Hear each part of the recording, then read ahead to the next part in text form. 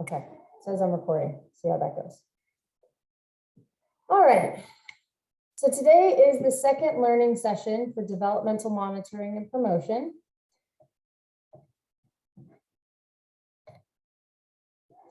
We'd like to start by taking attendance. So if everyone could put their first and last name into the chat. If your name appears differently on the participant list, or if you're calling from a cell phone, if you could let us know that so we make sure we know who's who. And then what program you're from. That would be great.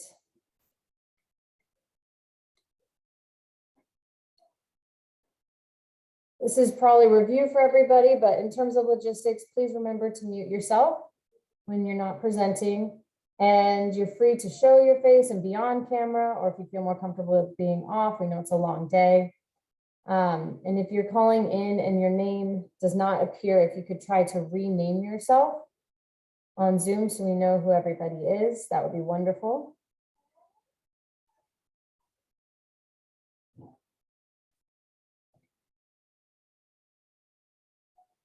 And like I said, it's a pretty long day. We know that at times you might need to move around, stretch. If your children are home, you might need to tend to them or feed animals or something like that. If you do, you can actually indicate that you're on a break. So if you go to participants and click more, you can choose need a break or away. That way we just know that you're not available. So if we do try to call on you or something, we know that that's why you're not responding. For today's session, if you need immediate assistance, you can call or email Lisa. Most of you have her email address and her phone number is right there. So if you need to contact her, you have that option as well. And before we get started, I should say these slides will be sent out to everyone after this presentation today, and we will also send the recording for everybody. So in case you do have providers who weren't able to attend, or if you want to look at something after today's meeting, you're welcome to do so. Here's the general agenda for today. I think the times will probably change a little bit. Our group today is a little bit smaller than we had initially anticipated, and so it might not take quite as long to go through all of the presentations as we've allotted for here. So we may change around a little bit, but the basic structure is we'll spend a little bit of time on the front end talking about developmental monitoring and promotion, looking at some of the measures that we've collected over the last 6 months. Then we'll have some presentations where each of the LIAs will talk about their results from the first round of PDSA on developmental monitoring and promotion. There'll be a break in between those presentations, and then we'll have lunch. When we get back, we'll switch gears a little bit and start talking about planning for the next round of PDSA on developmental monitoring and promotion. So we'll review the key drivers diagram, go over the SMART aim for the learning collaborative, talk through some of the PDSA planning that we have. And then we'll spend the bulk of the afternoon in breakout rooms where each of your agencies can start planning your second PDSA on developmental monitoring and promotion. And then after you're finished planning, you'll do a quick share where we'll come back together as a group and you'll talk through what it is you're planning to do. If you have put together a SMART aim, change theory diagram, and a plan, you can talk through those pieces. So we'll probably wrap up, like I said, because it's a smaller group, we'll probably wrap up a little bit earlier than anticipated, but we'll see how the day goes. And I wanted to welcome back. We have one of the C1 programs here with us today for the first time in 2 years. We want to welcome you back. We're super excited to have you participating in CQI again. Like I said, it's been about 2 years since the C1 programs have been able to participate because they have been doing such heavy lifting during COVID with contact tracing and vaccines, and they've had to step back a little bit from their home visiting work. So we're incredibly excited to have them back. They had a small training about a week or two ago, going over CQI, just kind of getting them refreshed on what's happening and what's going on. And they'll be joining us today. They obviously won't be presenting during the morning since they did not do a PDSA the last round, but they will be planning to participate in the next round. So they'll have a PDSA to present next time. All right. I want to just refresh everyone's memory for this learning collaborative. So we are in the second round now. We've just completed our first round of PDSAs on developmental monitoring and promotion. And across the 18 months that we're focused on developmental monitoring and promotion, at the collaborative level, we have two SMART aims. One is to try to get 80% of children with an identified developmental or behavioral concern targeted developmental promotion and support in a timely manner, including an appropriate combination of home visitor delivered developmental promotion and community services by December 2022.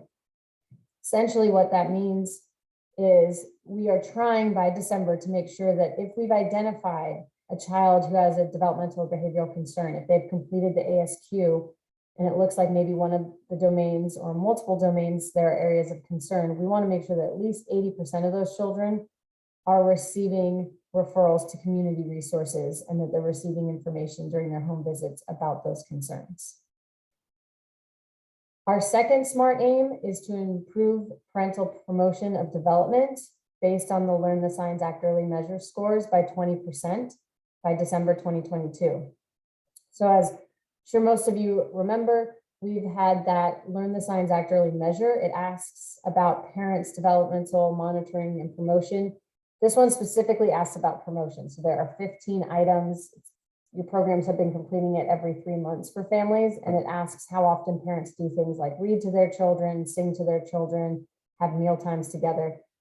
We'd like to see that on average across all the families that we see in the Learning Collaborative, that score is improving by about 20%. And I'll show you in just a minute where we are right now with both of those aims.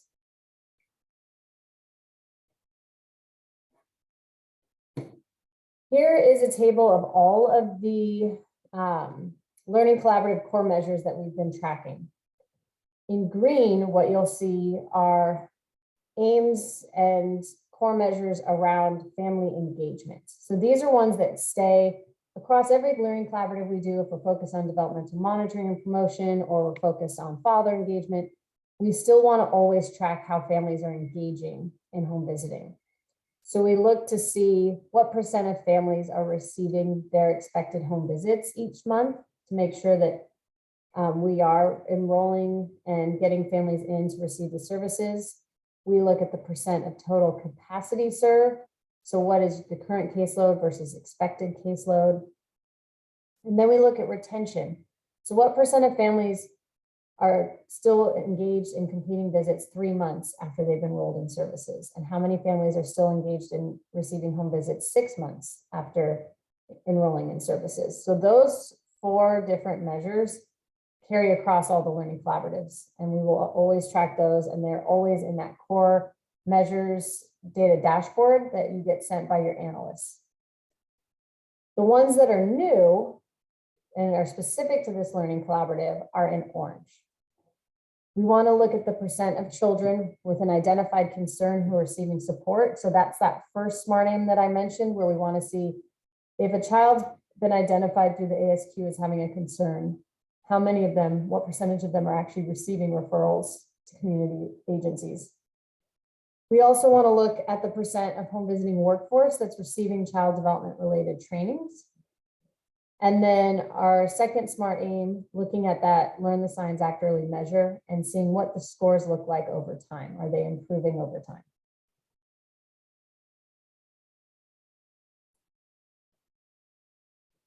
I'm going to start by showing you some of the data we have on the family engagement core measures that I just mentioned. And we separate out by PAT and Safe Care. We will also include Children's First going forward, but since we know that home visiting took a back seat for a while, we don't have those data to show you today. So we're just going to look at PAT and Safe Care. And what you can see across this graph, the main thing to track is looking at this thick gray line. What this does is it takes the average across all these programs. So each line is a different program. Takes all the programs and it averages it out to see what % of goals are completed. So these are reaching visit goals. So it looks like around 2016, it started going down into 2018, and it's been going steadily up. And so we're now probably at about 60% of the number of visits that we want to have are taking place. And that's for PAT. When we look at safe care, data shows that up until 2020, there was a steady improvement, and it has dipped down a little bit during the pandemic. So we see that that reached visit goal has gone down a little bit, likely due to the struggles of the pandemic.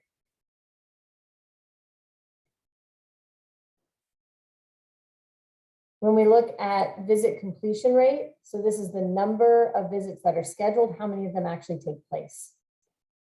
And this one, it looks like a pretty steady trend, and it's starting to creep up a little bit for PAT, so it's now above 75%. So if there's a visit scheduled, about 75% of the time, that visit takes place and is completed.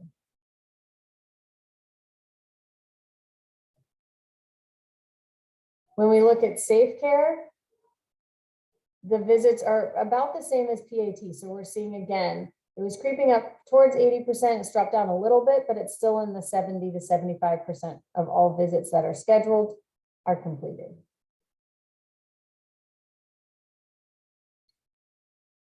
And I know there are a lot of graphs here. What I'm showing is 1 month retention, 3 month retention, and 6 month retention. So how many families who enroll in services are still receiving home visits at 1 month, 3 months, and 6 months. And for PAT, what we can see is at 1 month, about 80% of all families are still engaged 1 month later. When we look at 3 months, we're still at about 70 to 73%. And by 6 months, we still have about 60% of all families are engaged. So it is dropping off, but we're still staying in that 60 to 70% range. For safe care, pretty similar trends. So at 1 month, we're up here probably in the 90% completion. So about 90% of families are still engaged at 1 month. Here in 2022, we see that by 3 months, it's dipped just under 75%. And by 6 months, we're getting closer to the 50% mark. So a little bit bigger drop off by the 6 month mark.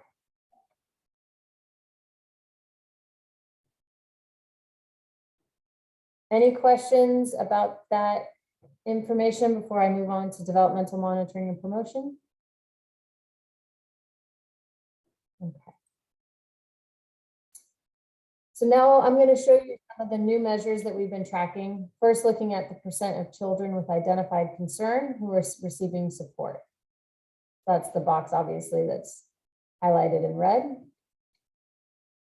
And here's what we did. Again, this is for PAT first. So we look at how many kids are identified as potentially having a concern. And you can see up here at the top, it says N equals 696. That means we've identified about 696 individuals, children, who have some level of concern on the ASQ. Then what we see is of those 696 children, how many of those children were referred to some kind of service? And if we look across programs, if we average out across programs, we're seeing about 67% of those children are receiving a referral, which is great. We're aiming for about 80%, so we're heading in that direction, which is wonderful. We also look to see how many of those referrals are actually utilized, how many return into receipt of services, and that's where we see a pretty big drop off. So about 20% of those kids are actually then enrolling in services. And that might be for a multitude of reasons, and those are things that we want to start looking at more closely. Some of it could be that the family didn't follow through, or it could be that there's a wait list for services. It could be that once the child was assessed for services, they were deemed ineligible. There are a variety of reasons why that number might be considerably lower than the actual referrals made. But we are curious and interested in learning more about why there's such a gap. So again, here's the 67% who are actually getting those referrals. And here's where we are with the percent utilizing services. For safe care, pretty similar, where we're seeing a high rate of referrals. So 76, pretty close to that 80% mark that we're aiming for. The services utilized are a little bit lower. So we're seeing about 8% of those kids are actually utilizing the services they're referred to.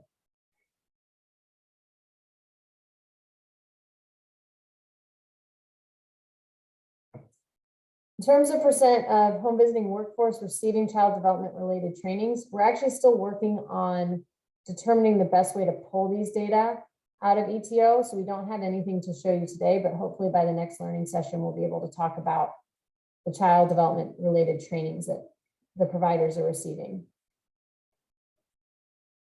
So we'll skip down to the second SMART aim, looking at that parent promotion of child development.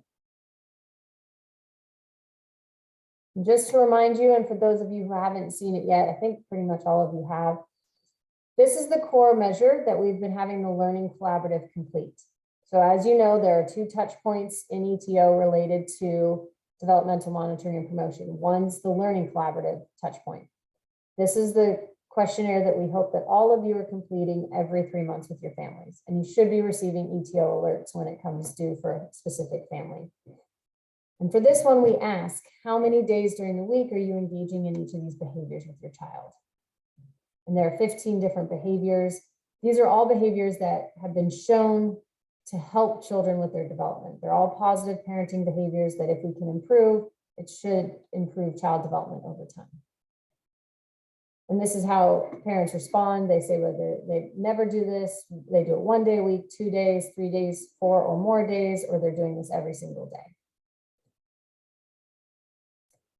This graph is a little bit busy, so I'll walk you through it. What we did first is we looked at the first time a family is asked this questionnaire, what is the average score across all the programs? And what we see is the average is 3.56. That means if you look in a 7-day week, about 3.5 days a week, parents are saying that they do these activities on average. And that's across all the programs together. And this is for PAT. Again, we're separating out between the 2 model types.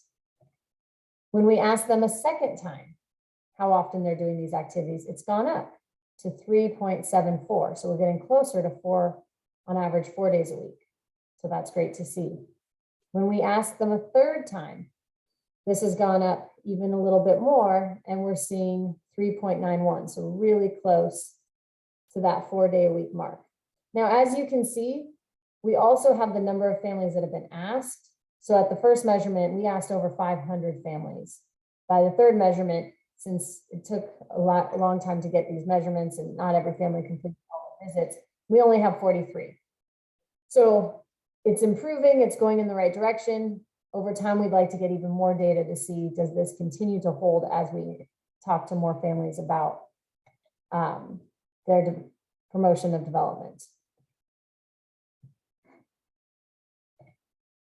And the SMART aim, so if we did improve by 20%, we get the average score up to 4.27. So we are really close, and we are moving in the right direction of getting those scores to increase over time and getting closer and closer to that 20% improvement mark.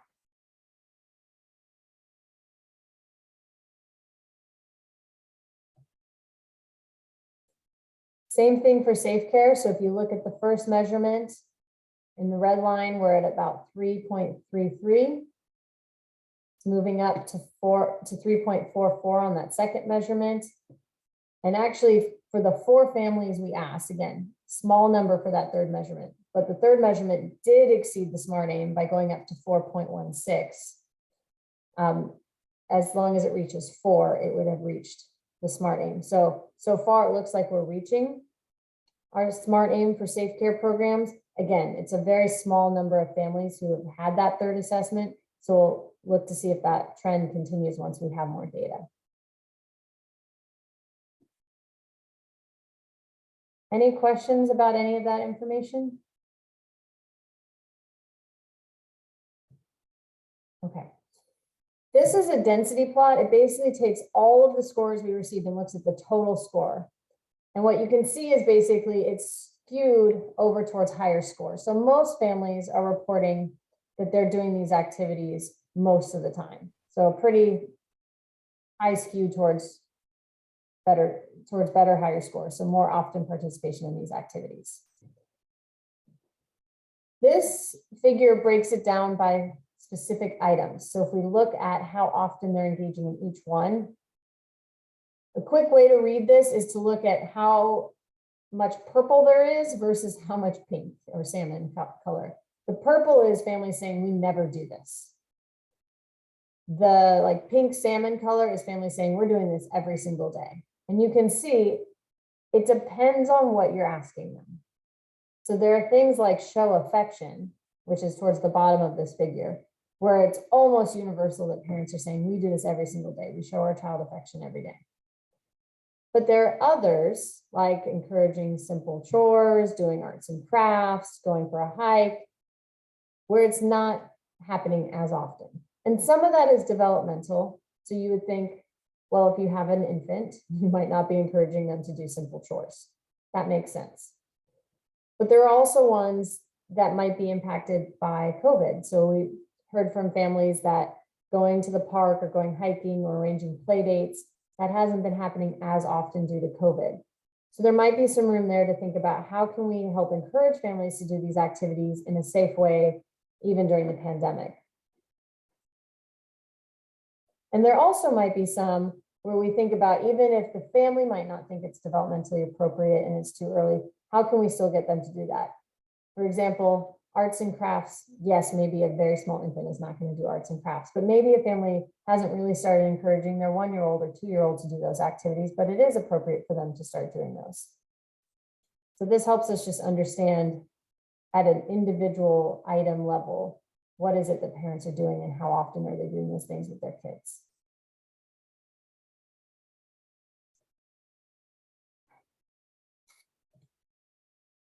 We've also been interviewing families, both families involved in home visiting and a comparison group. So for our evaluation that we do, in addition to pulling data out of ETO, we also interview families directly and we ask them how often they're doing these, and we use the same exact 15 items.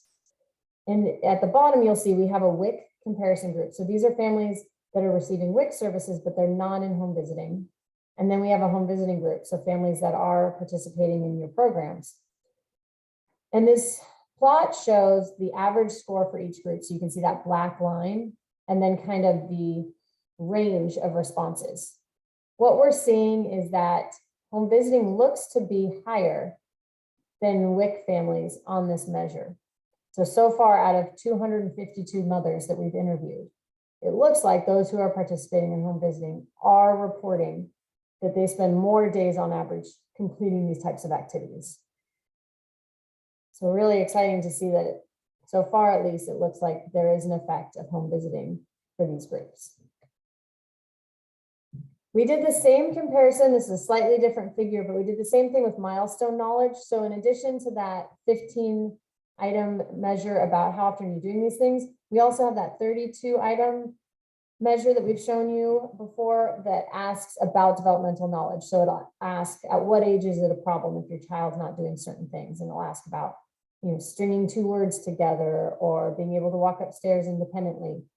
And what we see is that milestone knowledge, at least so far, does not seem to be different depending on whether you participate in home visiting or not. So you can see these 2 lines, there's a teal line and kind of a pinkish salmon line.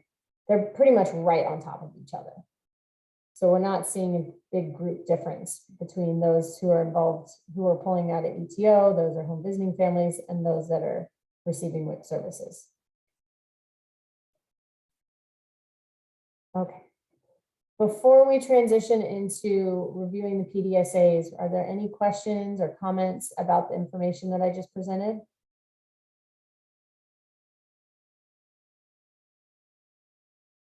David, do you want to elaborate on your comment in the chat? Yeah, happy to. So do they have these slides, Helen? I forget, did these get distributed? They're not distributed yet. They will be afterwards. Okay. It might be helpful for them to have the bar chart that you were showing earlier. And the point I was trying to make is that if I'm designing a new PDSA, and we're collectively trying to move the needle on the scores from that instrument, those purple items would be great targets for your next project. And I do recognize, as Helen mentioned, that a lot of the purple items, if you will, the ones with more purple than others, probably apply to older kids. But as a reminder, it's fine to concentrate on a subset of your clients. And so, it might, in this instance, mean focusing on some of the items at the top with clients that have older kids. So food for thought there. My other comment was just to point out, and maybe you said this, Helen, but the WIC sample, when we refer to that, that's really a comparison sample for us. And these are WIC families who have not participated in home visiting. So I think that that's promising news to see that among the home visiting clients we've interviewed, there is a substantial difference in how often they engage in these activities relative to families who are eligible for your services but haven't taken advantage of them yet. And then it's just interesting to note that in terms of the milestones, we're not seeing that difference. So there's another idea for a PDSA. Targeting knowledge around those milestones might be another way to move the needle, not necessarily on our core measure, but on another related, interesting, and important topic. How well do our families, our parents, understand these developmental milestones?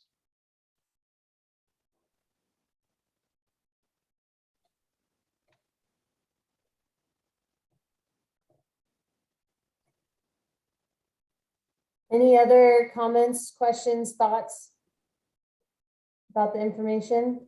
This is Kathy Sullivan in Tulsa. I just had a comment that I was looking at that information on the purple reference that Dr. Olds was, or Dr. Bards was making, to consider the factor of safety with families living in certain parts of town, whether that be, wherever they're at in an apartment, you may not feel very safe to be going out and walking around. There's a lot of violence going on right now everywhere, but I just wanted to kind of point that out. And then the other piece would also be regarding arts and crafts, would be the factor of messiness. And I know that that's common among a lot of our clients. It's, that's an educational point that you could make with the mom, but the safety thing, in looking at play dates, going to the park, that may be an issue to consider. I don't know if that would be a disruptor, but it's definitely something to consider. Yeah, it's a great point, Kathy. It's also sort of sad to hear. I know it exists, and I think this is a problem, right, for the family on the whole, but certainly for these children. We know now that building safe, stable, nurturing environments is what's best for their growth and development. If these are impediments, I know it's going to be difficult to overcome, but recognizing that and then also emphasizing the importance of these activities for child's development. Maybe it's just an awareness at this point, an awareness issue for the family. Certainly asking what do you think would make it safe? That's always an intriguing question to get an answer on from the mom. Yeah. I'm curious about the arts and crafts. So when you say messiness, you mean families don't want to engage in it because they don't want to make a mess? That correct. And I'm not the home visitor on the group, so others can chime in, but I've heard that frequently over the years, that it's some moms just can't handle having all the mess. So. Yeah, those are great points. Thank you. And in the chat, I noticed that there's also a comment from Susan that transportation needs could also impact ability. So when you think about, well, if your immediate neighborhood's not safe, but you want to go to the park or go on a hike, you might have transportation challenges as well. So various disruptors that may impact, and trying to think through how can we work around that, because we know these are such important behaviors for kids to be engaging in. Ellen, Go ahead. Sorry. No, I'm sorry. The only comment I wanted to make with what you presented, I thought it was kind of low, the percentage of families that are referred when a child is showing a developmental delay.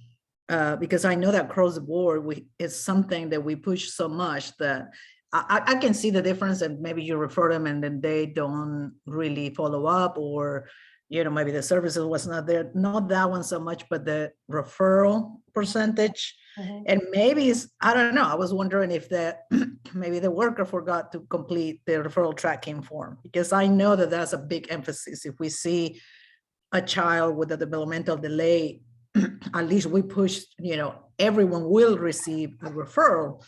Later on, we don't know, we still follow up and see if they follow up with it or not, but I thought it was kind of low, that number. I wonder. I think, Patty, that it could be the time that they took the referral tracking form, because some kids, when they arrived 3 years ago, they are already in therapy, and the workers just put progress in the referral tracking. So the referral could be done a year ago and not during these 6 months. Yeah, that's why maybe I was asking how they're determining that from the referral tracking form, how far they're going back, and just wondering if that could change the percentage of the children that are referred. I'm so glad you brought this up, Patty. I actually meant to say something about that as well. Can we go back to that slide? I'm not sure who's driving. I'm driving. Let's see, go back. All right, so this is for PAT. We've been taking a more concentrated look at this for obvious reasons, right? As we focus on developmental promotion and monitoring. About 8 years ago, we did it as part of one of the very first MICB evaluations.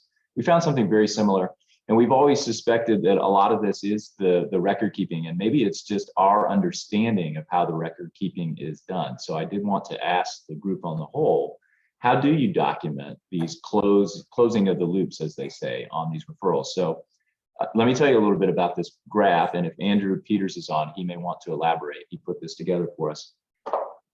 The pink bars here, whether or not there was a referral to a service, we are pulling that information from 2 sources in ETL. It comes from the ASQ form, where there is an item. I wish I knew the exact language here, but something to the effect of, yes, I made a referral following this administration. And then we also look at the referral tracking form. It may be listed, I don't see it here. So Andrew, I am going to call on you. Could you remind me what types of services we look at in the referral tracking form?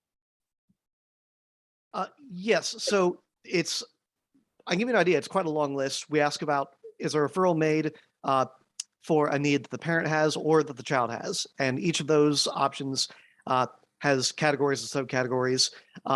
For this graph, I focused on services that were related to the child and that seemed to be relevant to the SQ. These are things like physical therapy, mental health, developmental concerns, help with visual or hearing screening. I think those are the categories that went into this, identifying these services utilized. So the ones that were obvious to us, we classified as a developmental referral, and that shows up in the pink bar. If somebody checked other, or if they didn't check any type of referral, then it wouldn't get counted here for the pink bar. And so the pink Maybe bar, if you narrow this one just to developmental delays and maybe hearing and vision, because if you add mental health, I don't know if that, maybe that can lower your numbers. And maybe it's because of the ASQSC, I'm assuming that maybe that's why they took the mental health aspects of it, which makes sense, I guess. Okay, it's good just to know from where you're doing the follow-up, or, of course, at the ASQ, if you're saying there's a delay, and if it was a referral, then should be noticed in the referral tracking form. And Yeah, great point. usually if the child is in therapy, the mom can deny the ASQ, and it is on the second question or something like that. Is the mom decline the screening, and if they say yes, that's the only thing that they put, because they are already receiving services. And they put delay suspected, and they put yes. Yeah, let's talk about that real quick. And this is why I wanted to hit the pause button. We would like for this graph to accurately reflect what's happening in practice. So this information you're providing is very helpful. It sounds like you're saying let's eliminate from the subsample those individuals who declined screening. Is that right, Monica? Yes, Okay, I think we did that. Andrew, correct me if I'm wrong. If they did not fill out the ASQ, they would not be reflected here, right? Correct. If they had to have taken the ASQ and been identified as below a cutoff on one of the subscales in order to show up in this graph. Yeah, so if they declined the ASQ, they're definitely not included. Now, an ASQ could have been administered. It could have shown up as at risk. And there is another item on the ASQ, if I remember right, about whether the family has previously accessed developmental services. We are not factoring that in.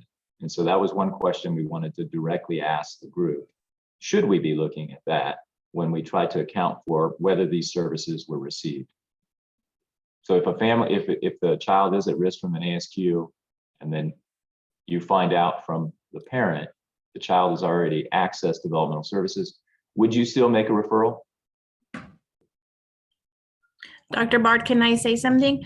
Yes. Usually if they're already in services and we do the ASQ because the mom wants the ASQ done, then we would put sometimes no, because we didn't do a referral because they're already in services.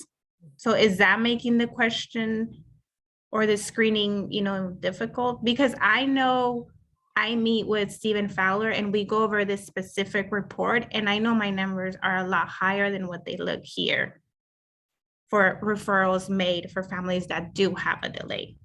Okay, yeah, that sounds like it might explain some of this, Cynthia. Thank you. Let me repeat what I think I heard you say. So if you've done the ASQ and the child's at risk, you ask the parent, has this child received developmental services?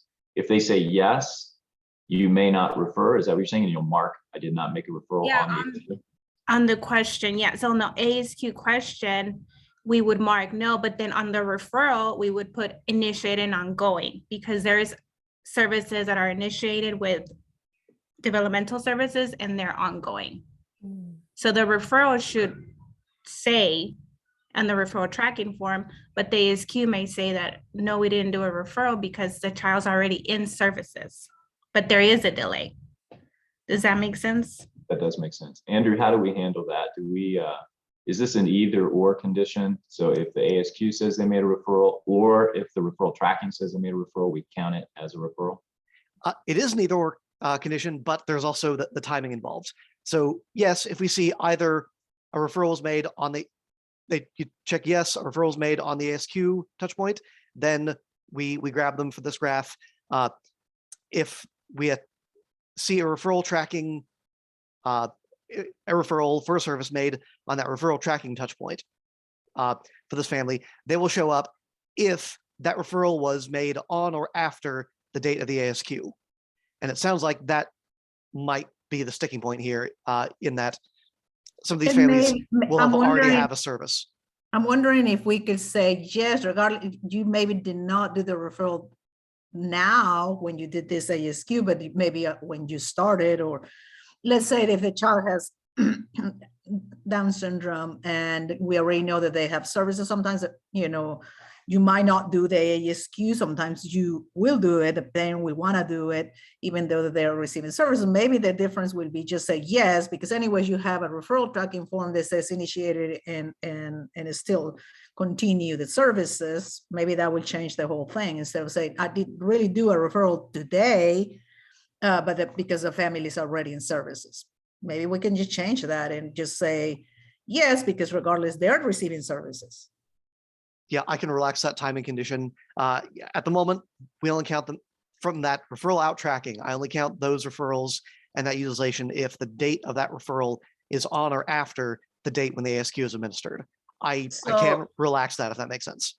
That would be the problem, because if they refer a year ago, they don't open a new referral. They go to the same referral and they do a update to that referral, the original referral. They don't do a new one. because in our case, every month we look all the ASQ in, and if they have a delay, they have to have a new referral tracking if it is a new referral. But if it is continuing the problem, we just go to the old referral and make an update. I wonder if it's difficult to put an ETO, not just did you do a referral, yes or no, but another option that says already in services. They will give you the idea. You still can check the referral tracking because there are still in services or receiving services. So the referral tracking already essentially has that. There's an option for either this is a service they would receive once and be done. That might be a vision screening. We check them to see if they need glasses, and we get a yes or no, and that's done. There's also an option on the referral out tracking to identify a service that is ongoing. It sounds like it might make sense to have something similar to that, but on the ASQ touch point. It's, did you make a referral? And then the second item, has a referral for some service already been made and is ongoing? Sure. Hi, guys. This is David. Can you hear me? Yes, we can. David. Okay, hi. I think one of our questions on the ASQ as we're administering it is this child in early intervention? Yeah, there's definitely a question similar to that. Andrew, do you have the exact wording? I don't, but if you give me a minute, I think I can find it. There is an item related to that. It may be past tense though. And so, adding some clarification on here on, not only. Dr. Barr? Yes. The question it say currently enrolled in early intervention. Okay, so it's present tense. All right. Yes, and then caregiver declines the screening for child. So there is a yes and no, or then are all the scores, and in the bottom, it's a delay suspected, then review result with the participant, referrals for services made, and where. Also, I was thinking there were some months before we were not putting all the scores in the ASQ. And we were uploading when they started to ask for all the scores, we upload the ASQs. We didn't put in there the result. The things that we were just putting it if was referred or not. I don't know if that also could change the result of the screenings. Ooh, it may. How long ago did that change? It was, I believe, in August or September, we started to upload the ASQ, and for some participants, because we let the PEs decide if they wanna answer the ASQ directly in ETO or if they want to upload the results. The uploaded ones you might not get, like, if you run a report, like if you enter it directly in ETO, if not, you will have to go individual in each upload and just check those answers. So that could make a big difference too. So we may be missing a lot of kids who got ASQs if we just look at the items in ETO. Yeah, I think that's why it looks low, just because I know, not just in our program, but in other, across the board, the big effort that we do on this, and I just thought it looked low for me, but maybe, these things that we're bringing up, that will make it a little bit higher, the scores, probably. Maybe it's worth checking.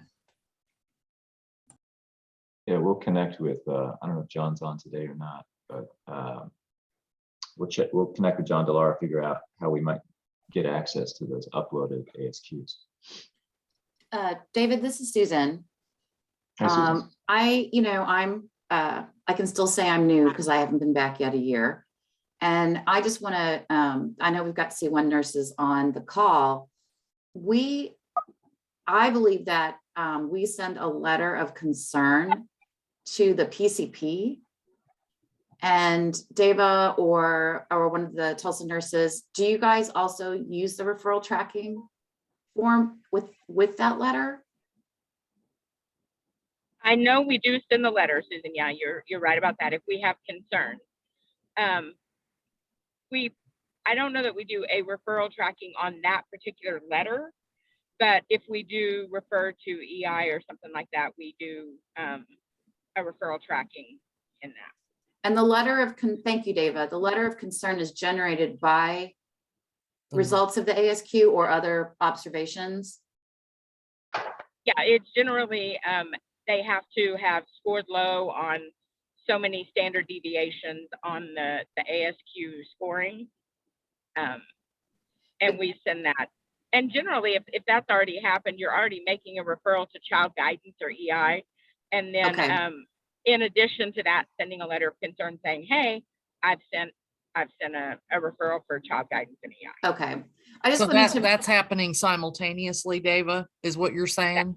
Okay, Oh, okay.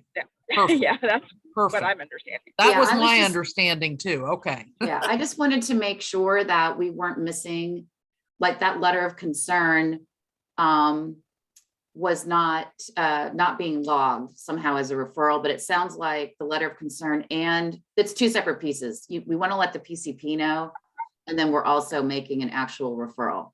So that sounds good. And we will upload the letter of concern in ETO also. Okay.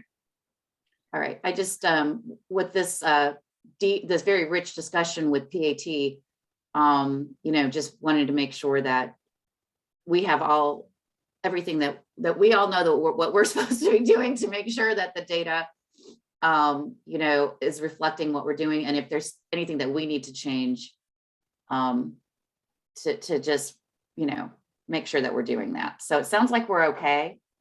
Yeah, and you're right. The procedure should be that if you go ahead and make the referral based on the ASQ scores, and then you're notifying the physician that referral has been made. Okay. And then can I ask just one more question? Sure. How are we getting that referral to EI?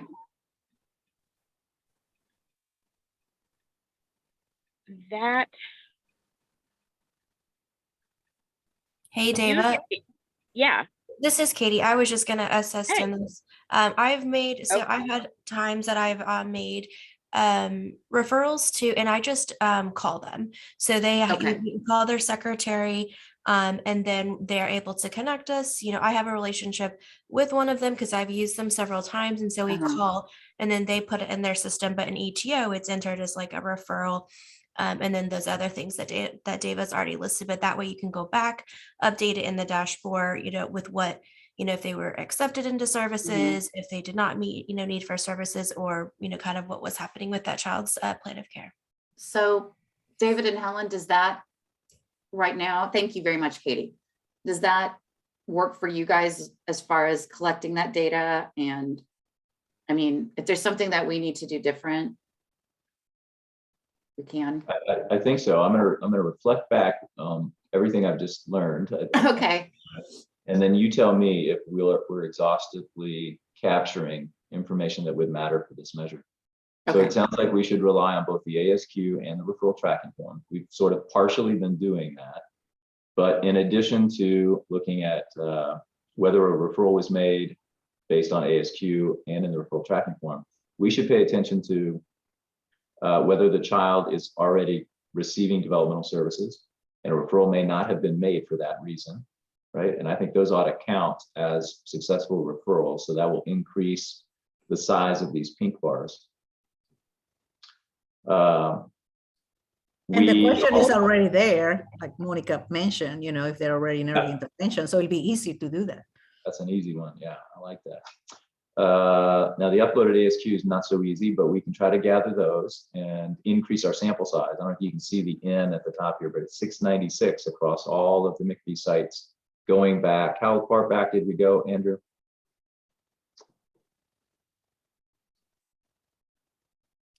I would have to check. Okay, we'll report that when you find it. It's fairly short term. But in our case, we had clients with more than 3 years And sometimes the kids, when they started, they already were in early intervention and they continue. So we don't open a new one. We keep making a progress, writing progress in that one. Okay. Progress report, maybe that's someplace else we ought to look for information. In the dashboard of the referral, you can look all the updates. Oh. Right, okay. We have looked there. The information looks to be spotty, and maybe that's because it varies from program to program how often that gets used. So if that's something that we need to be doing, will you guys kind of look at that and give us feedback? The other thing I was going to say is, and correct me if I'm wrong, C1 team, but once a child's enrolled in early intervention, that we don't do ASQs anymore, because that's a screening tool. And if they've already been screened into early intervention, then we don't do ASQs after that. And maybe that's changed, but I think that's the way it used to be. Sometimes, That's correct, unless the parent. Yeah, right, exactly, unless the parent, yeah. Thank But you. sometimes Request I also do the screenings because it's different areas. So if they are delay on the speech, maybe it's still like other areas to do, like fine motors, which, you know, a lot of kids have issues with that, or you know, depends. Yeah.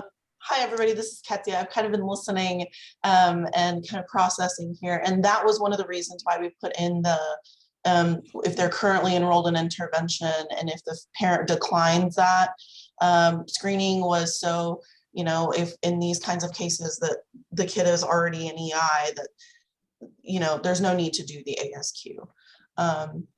And it is the same, that's the guidance that we are providing as well on the ASQ, is if there's already been a delay identified, then the ASQ isn't required, but we would still need to see that touch point in ETO that shows us the reason why the ASQ wasn't completed. Okay, I got you, Katia. That makes perfect sense.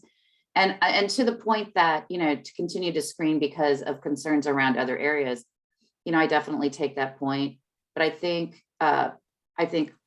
we sort of consider that now they're with a specialist, you know, they're like receiving special services. So that kind of relieves us from having to do those screenings. Ketsia, would you agree? I can see it from a developmental standpoint that it's a good way to track like where that kiddo is at that point, and we can track progress over time. So I can see it from that perspective that the ASQ is still beneficial after that child is still identified. Getting early intervention services. Okay, so I'm sure Helen and David had no idea that the box that they were opening with this.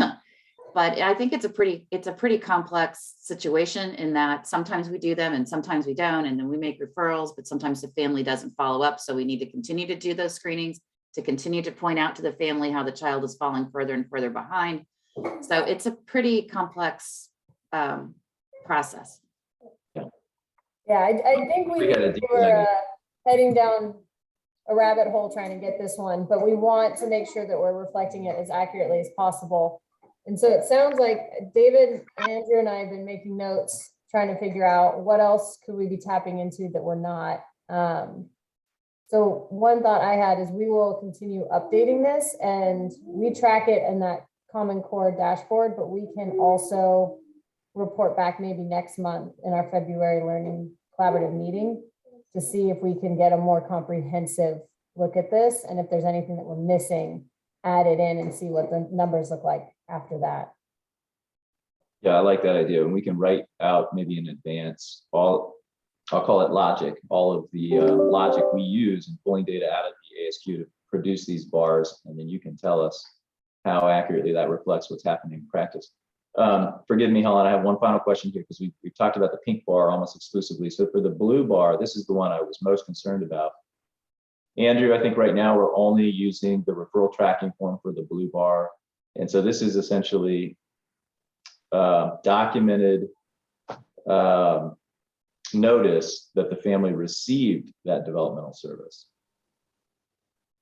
It sounds like we should also look at the ASQ for that information. We're not doing that now, so that bar is lower than it should be. And then the progress notes, some of the sites are using progress notes to also follow families' involvement with developmental services after referral. Is that correct?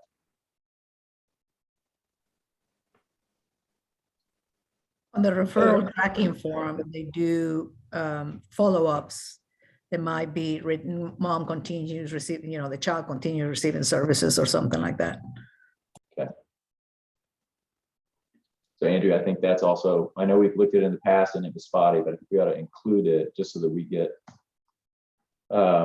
we have the bars reflect as much information as is there, and then we can talk about what else might we be missing, might be falling through the cracks.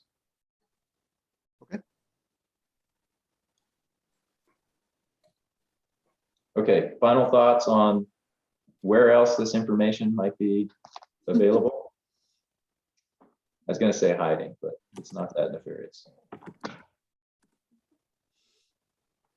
Okay, thank you for your feedback. So to be continued. All right, we're going to jump ahead now and get to the presentations. So let me get there. Okay. So now what we're going to do is have individual programs present on their first PDSA round for developmental monitoring and promotion. We have 3/4 because LCDA is combined together. Different programs are going to present today. Obviously C1 will not be presenting, but they will be creating a new PDSA for next time. So we'll hear first from Bethany Public Schools. Amy, are you available to pull up yours? And I will stop sharing on mine so that you can pull up your presentation. Yes, I'm available. Perfect. Wish me luck. I never can get it to go right the first time. That's quite all right.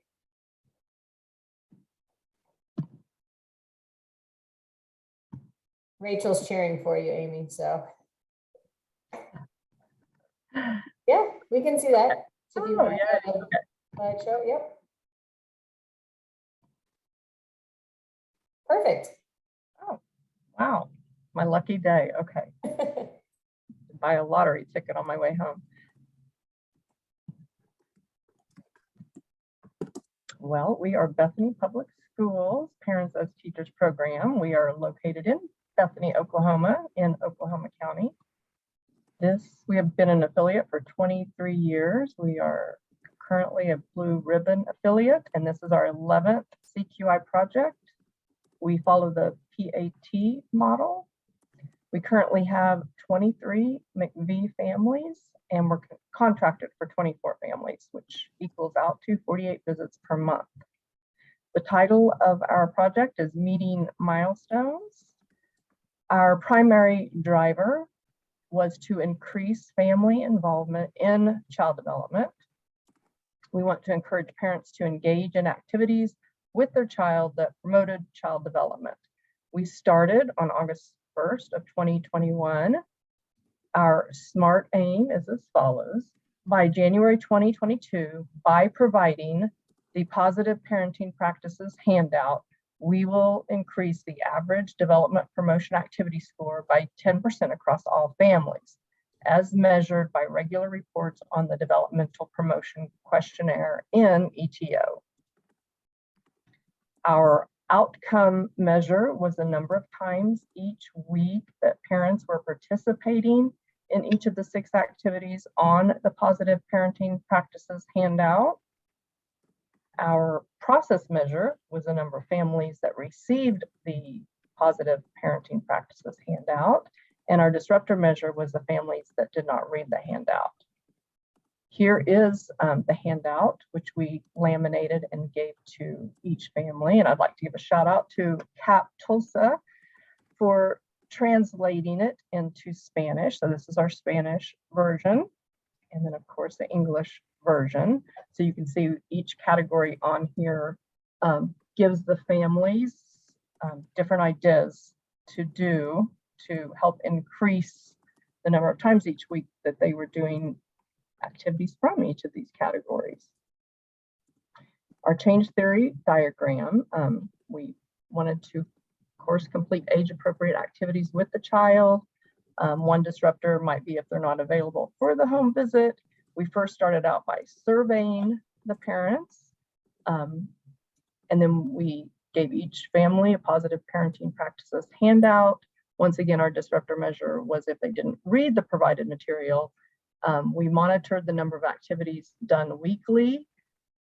Another disruptor measure could have been if they did not do the activities with their child, but in the end, we wanted to increase family involvement in child development.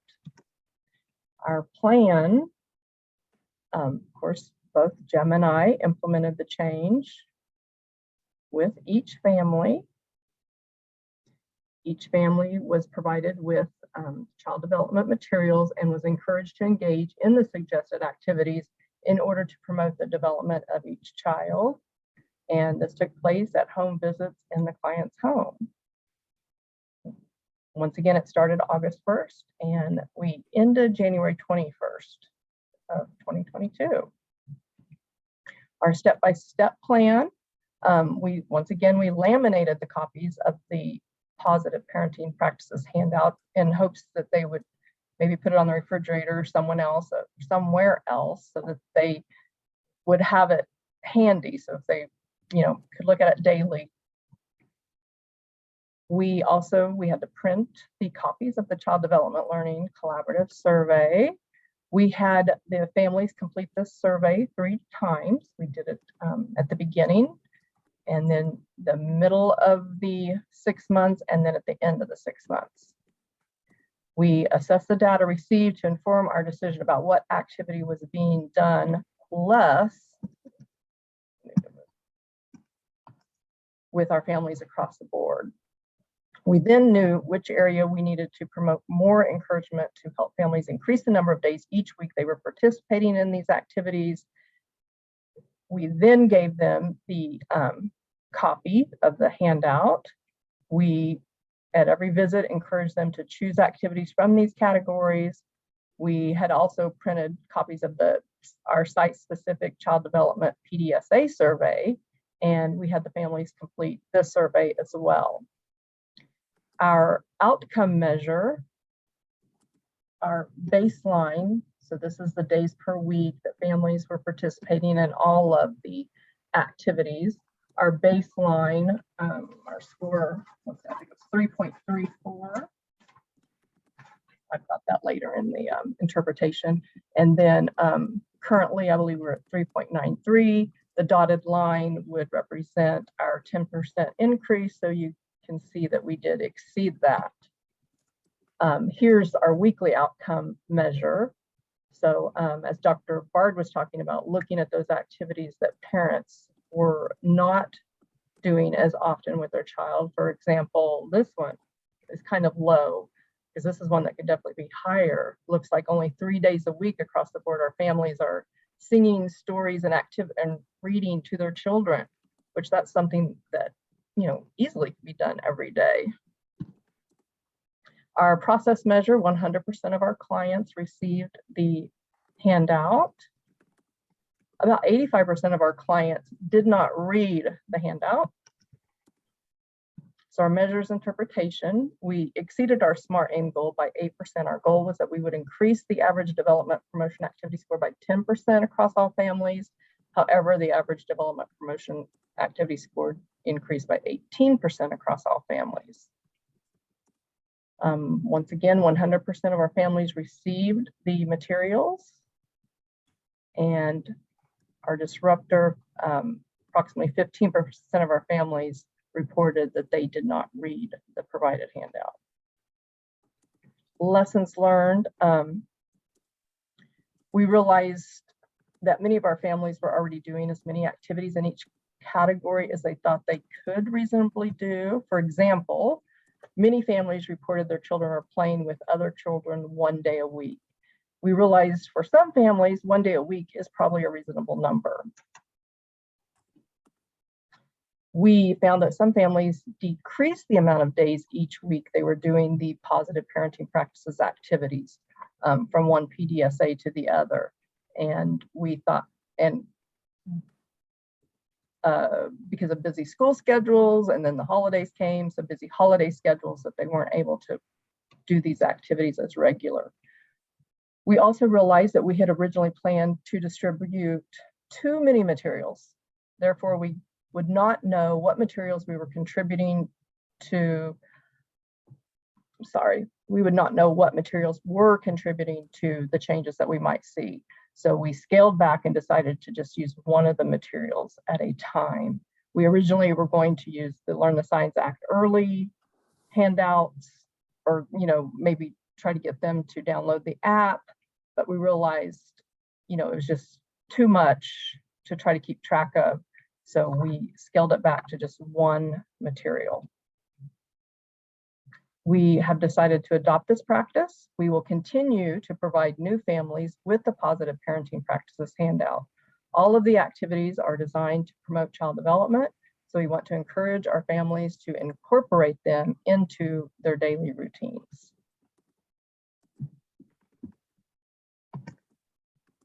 So any questions?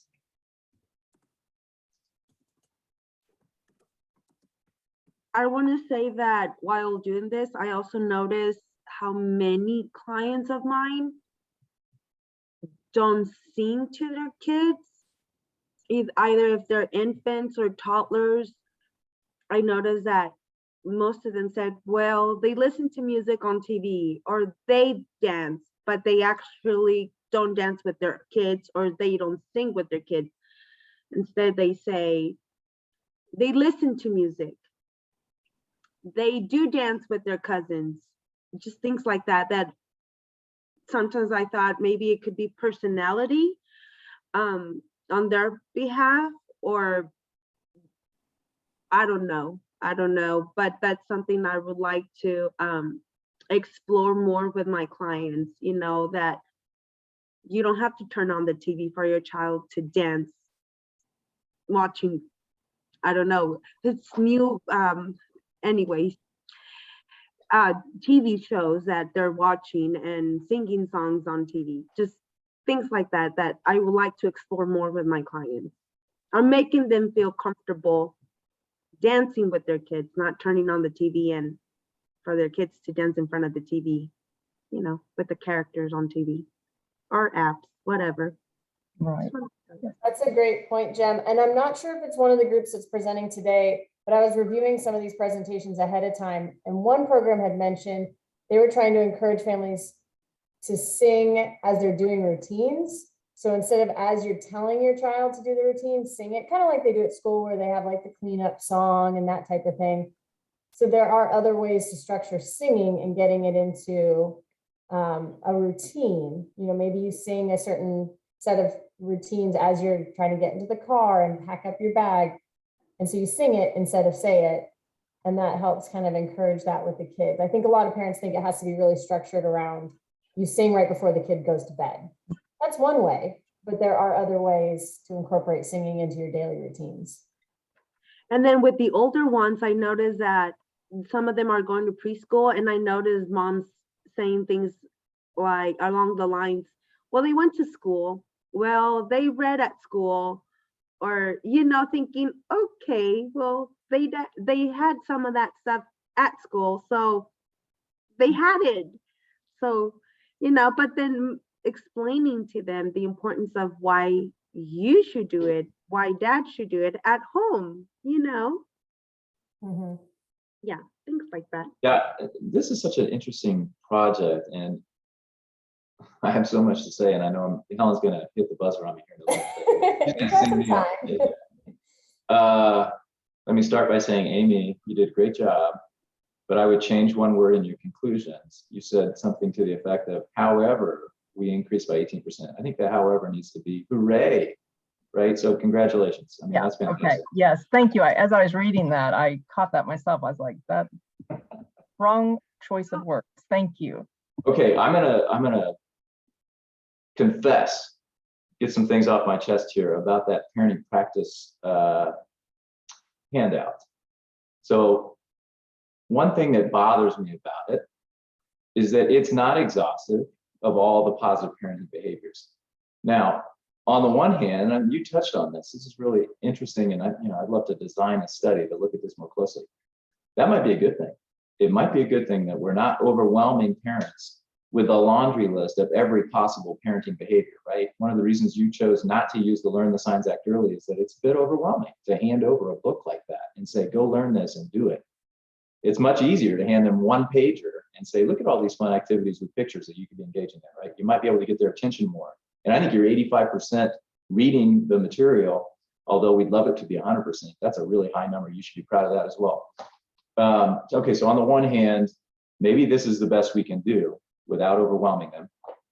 On the other hand, those items, a little bit of history here, it came from a study looking at data, we call it secondary data analysis. It was data that was already collected. We had no control over how the data was collected. We didn't even have control over the items that were in the questionnaire for that particular study. So we took what we could get our hands on. Singing and storytelling, I think, is a very valuable parenting activity. But personally, I find it to be a proxy for what really has an impact on the kid. And that is engaging in conversation with that child. And I use that term conversation very loosely. So whether it's through singing or telling a story or describing what you are doing in the moment, especially if you've got that kid's attention, I think all of those things are important for that child's development. We can't write an item on a questionnaire, though, that really captures all of that. So it turned out it was just singing and storytelling. But I don't think that's the only thing that matters. So if you don't have a good singing voice, you don't want to sing to your child, I may debate that with you, but I'm not going to complain, especially if you replace it with, but when I'm cooking, I sit my child on the stool next to me and we talk about what I'm doing, right? In a language that the child can understand. Engaging in conversation with that child, having an interaction that involves talking and language, I think is really the key ingredient here, and doing it outside of storytelling or book reading time in the evening. That it's not just that one period during the day, that they get that opportunity to interact with their parent, that it's happening other times during the day too. I think that's the essential ingredient, as I said before. I can't prove it to you. I mean, there's certainly evidence that converges on that in that direction, but because we can't really write an item that captures it that way, it's hard for us to know for sure. As I'm working with my parents, if they do tell me, if there is pushback on singing, I think that's the message I would convey. That, well, it doesn't have to be singing necessarily, right? Just the idea that you're engaging in conversation with language and not just right before the child goes to bed. That this is something that happens repeatedly during the day. And then Jen, you're spot on, and we've heard this before, that yeah, reading to the child, well, we can check that off because I sent my child to daycare this morning, and they do that every day, right? But that also is not really the intent here. I don't think it's so much the reading the story. Certainly that's important, and it lays the foundation for how that child learns as they grow up. But from the social emotional aspect of it, I think, again, just having that language exchange is what matters there, and the bonding that naturally happens.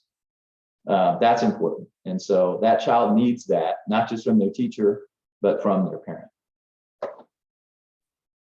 I will say my daughter's school is trying to encourage the reading at home, and they send home to parents a chart, and it shows if you read to your child 20 minutes a day, and it talks about language, and it says this is how much language your child is hearing in addition to what all kids are getting at school. So if you get this much language, you read 20 minutes, by the time you reach, I think it's like 8th grade or something, here's how much additional language that child's heard, versus if you do it for 5 minutes a day versus 1 minute a day. And it shows visually and numerically the difference between a child who's read every day 20 minutes with their family versus a child who gets 1 minute of additional reading on top of what they're getting at school. And so it really drives home that point a little bit more, both visually and numerically, because they're all getting it at school, but some kids then are getting significantly higher dosage at home relative to others. Well, I think my children, my clients' children are very lucky, because when I do the PDSA, they like to, moms like to answer those questions, but they also say that when they were little ones, their parents never played with them or read. So, so this is a good time, I tell you, to talk about that book, something that the children like to, point a picture of animals or how they bark or sounds of animals or anything. So there is something to talk about. And they kind of find out that this is fun. And so I refer our clients to some libraries or even bars and novels where they can sit and pick a book and maybe share a cookie at, in Starbucks. And they like the idea. So, so I'm very happy when I do the PDSA because, they encourage the children to do activities together and they play together. And I tell them that what is more important, to be doing a lot of chores at home and then spending some time with your children doing this interaction or that. And then they go, oh yeah, I wish my mom could have done this to me.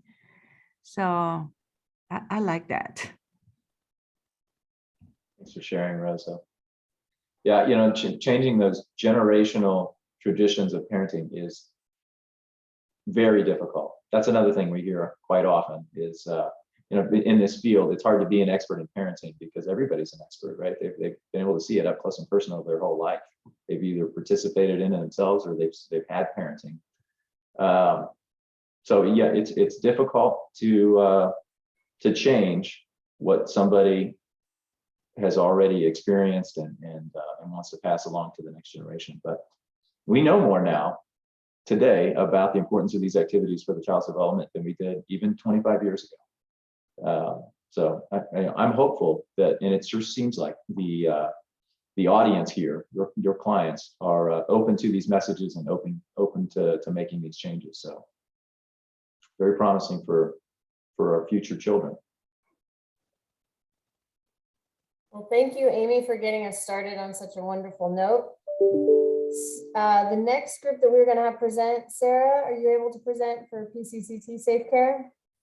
Yes, with probably the help of Lisa. All right, not a problem. I got your back, Sarah. I'm right here. I appreciate it. Let me see if I can get this pulled up.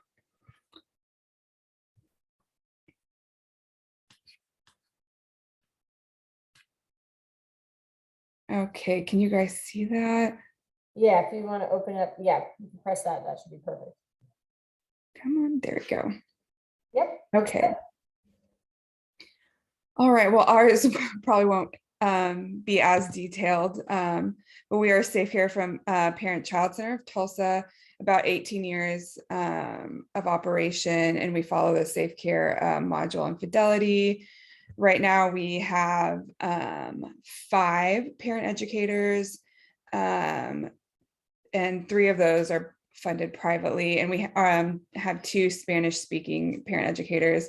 Forgive me if my dog starts barking. She just got in the position. And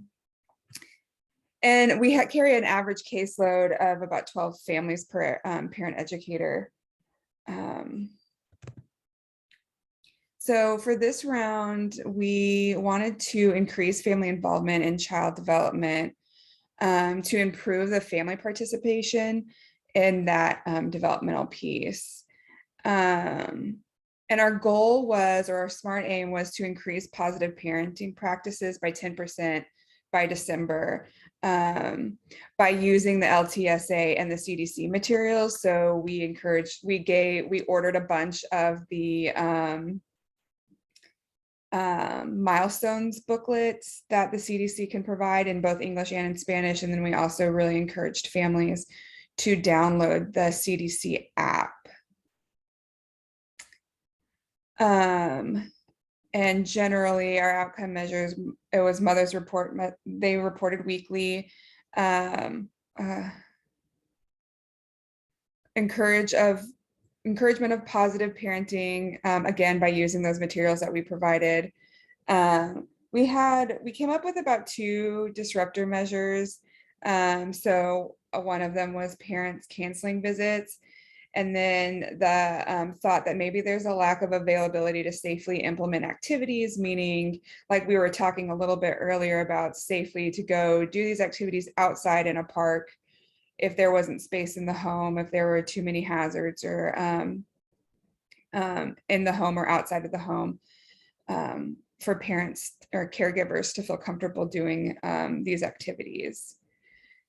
So this is our change theory diagram.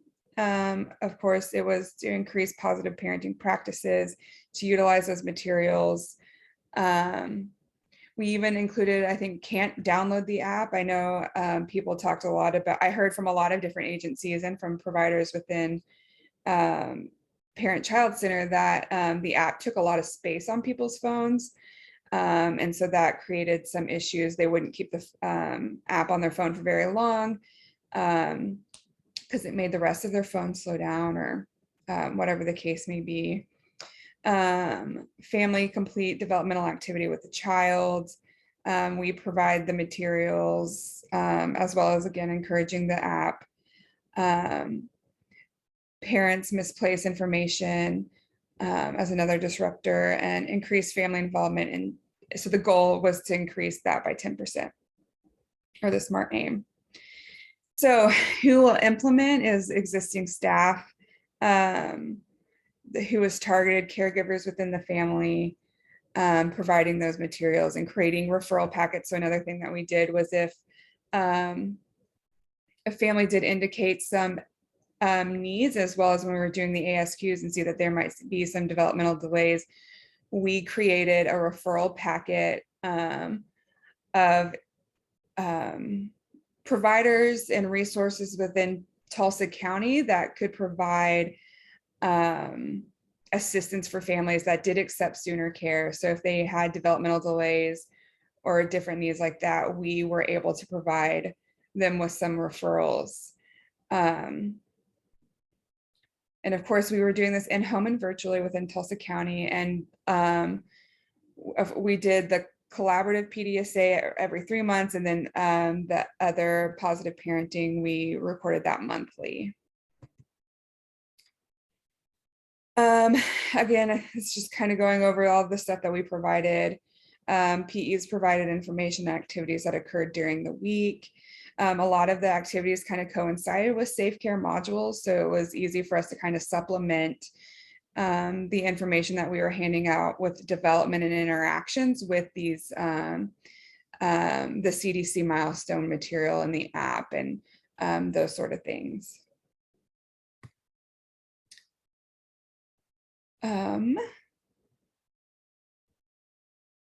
I don't know if Lisa, do you want to take over now? Sure. So the main score that we were looking at is what we're calling the positive parenting score. And this was summing the number of days a week that they said they engaged in these specific activities, because there were a lot of activities that they could choose from. And these were the ones that Safe Care chose to focus on. And so then this was averaged for the week, for the month. So that way that they could look each month, where's the average for the number of activities on this score we created.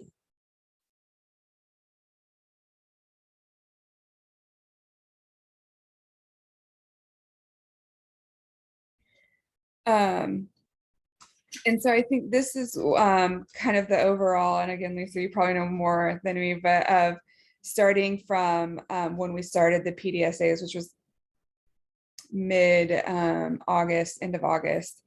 Do you want to take over? Oh, sure. This is actually a little exaggerated in terms of what we're seeing, because you notice that the y-axis was from 12 to 18. And Sarah, we must have had a miscommunication where you didn't get the refined graph that went from 0 up to about 20, because these changes aren't that big But so anyway, a lot of this is there were some smaller measurements like in November, smaller number of families. And so I think with the holidays coming in, there was less time being paid attention to these activities. And I don't know what happened in January. This was just as of last week. So Yeah, and I'm still surprised that January was pretty low because I know we will have to probably go back and look at it because I think I got a lot of confirmation from providers that they got a lot of those recorded. So I don't know what happened, but I do know too in December, like you were saying, we closed down for 2 weeks. So, and a lot of people are out. So I mean, probably by December the 15th-ish, we weren't collecting that much data after that. Right. And we also didn't keep track to see if these are the same families as those measured over here. So we actually could be looking at some different families who were measured. Yes. Can I interrupt just for a minute and ask a question about that? When we say average number of parenting activities, is that the average number provided daily? No, that was in the week. That was where they answered how many times a week. And that was for the weekly measure, then their estimates were averaged for the month. So that was frequency is what we're looking at there of those items. I'm sorry. The average of what they said they performed. Can we go back one slide?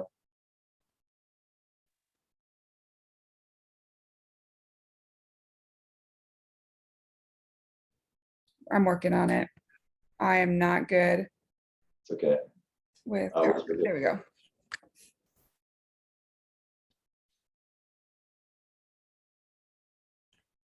We dichotomized each of the items on the form, I take it. No, these weren't dichotomized. Okay, walk me through it. How was it scored? I'm looking at the label, which is why I'm asking. And so I don't think it's the average number, is it? Is it the average? You're getting me into the weeds, David. Let me look back at my code. The other question I have is if I'm reading the legend correct, even though those circles are quite different in terms of size, it looks like the smallest one is 13, the largest one is 17. Is that right? Right. And that happened. That was just with this latest one before we got that 17, it wasn't skewed that way. Okay. So that's a good point. There are small differences in those numbers of families going into those averages.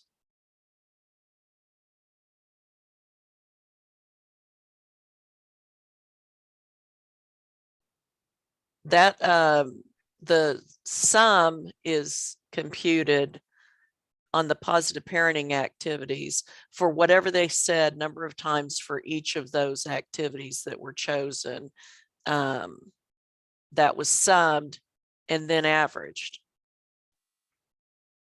So if they said we did this 3 times a week, we did that twice a week, we never did that, that was summed, and then those sums were averaged. So in theory, if you had 5 activities, and you did them 7 days a week, you'd have 30, your score would be 35 for that person. Yeah, I don't remember the exact numbers on when it was between 4 and 6. Gotcha. How that remember how that was coded, because it was 0, 1, 2, 3, and then 4 to 6, and then every day. Okay, gotcha. Okay, that makes sense. I'm sorry, I just wanted a relative benchmark here of how much activity is actually happening. It might not hurt to put some of those details in the dashboard if it's not already there. Okay. Okay, sorry for the interruption there, Sarah. I wouldn't ask unless I'm interested. You're fine. It helped me understand a little bit more as well. So I need to. So, again, I'm looking for something else. Okay, so percentage of families reminded about the CDC app. It looks like that was pretty steady. And our families, I think, like I said, our families tended to utilize and like the app a little bit more, I think, than like our counterparts in PAT.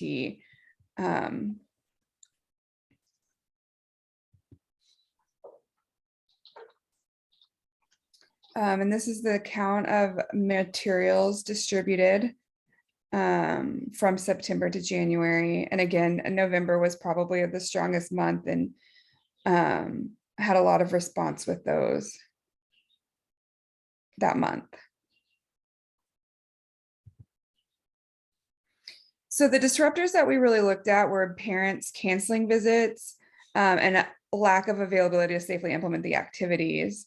And so I think we can see with that, with cancel visits, canceling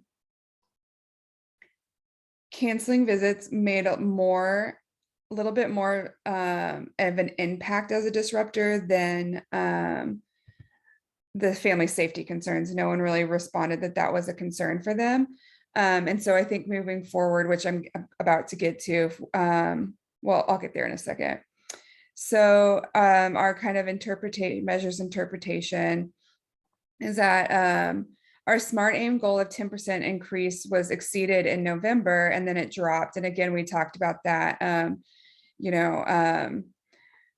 December we're mostly out for the month. January was really hard on our agency with COVID. So that was another possible reason why we've seen those drops in the last couple of months. And then our process, high rate of reminders about the app, a high number of CDC materials distributed, but not as many of the LTSA handouts. And again, our disruptors weren't a huge, the disruptors that we identified at the beginning of this round weren't really significant disruptors. So families that were provided material on positive interactions, but follow-up on interactions were limited and inconsistent. So I think that's something that we've learned, that as providers to focus more on those follow-ups and getting those monthly information pulled, doing those PDSAs on ETO. And again, the safety concerns were not really a disruptor at all. So I think we want to adapt this. I think if we look at what the cause of, let me try that again, that there are other disruptors that maybe we didn't identify in this round, and that could hopefully help us to move forward with implementing this more and seeing a better outcome, and maybe incorporate additional strategies to encourage interactions with caregivers and their child. I think some people earlier were talking about, when we looked at the positive parenting handout, we kind of restricted ourselves to think that singing just meant literally just taking some time to sing with our kids, but seeing in different ways that we can help them think of other positive interactions that fall within that purview of maybe we're singing along to our favorite TV show's theme song, and enacting those ways instead of looking at it at such a finite, concrete concept of what these positive parenting interactions were. So I think that's it. And we had a comment in the chat. Someone asked for you to distribute a copy of the referral packet. Sure, yeah. We have that on. If you could drop me an email, your email, I would be happy to get that to whoever wants it. That was Kathy Sullivan from Children First. How many?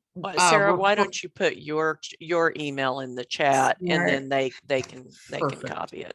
How many referral agencies or how many were in the packet altogether? How many sources did you create? There were about 4 to 5, I want to say off the top of my head. I can pull it up.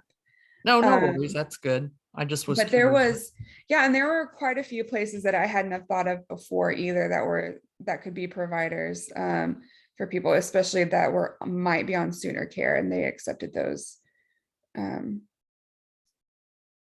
insurance. Thank you, Sarah. Any other thoughts, comments, questions for Sarah?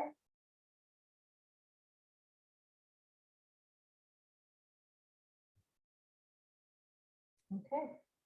Well, thank you, Sarah. I appreciate it. I know you've been dealing with a lot. Sarah has, in addition to taking over and running PCCT Safe Care, she is now also supporting PCCT PAT. So she has had a lot put on her plate over the last couple of weeks and has done an amazing job. So she is going to participate again on Monday in the learning session and cover both. So we really appreciate all your effort in getting this done so quickly, and we know it's been a lot. All right, we are going to take a break now. And when we come back, let's come back. Let's see, how are we doing for time? We're actually doing well. Okay, yes. I think what we can do, let's take a slightly longer break. So we'll come back at 11, and at 11, we'll do the remaining presentations before lunch. All right, so we'll pause now, and at 11 o'clock, have everybody come back for the next round of presentations. Thank you so much.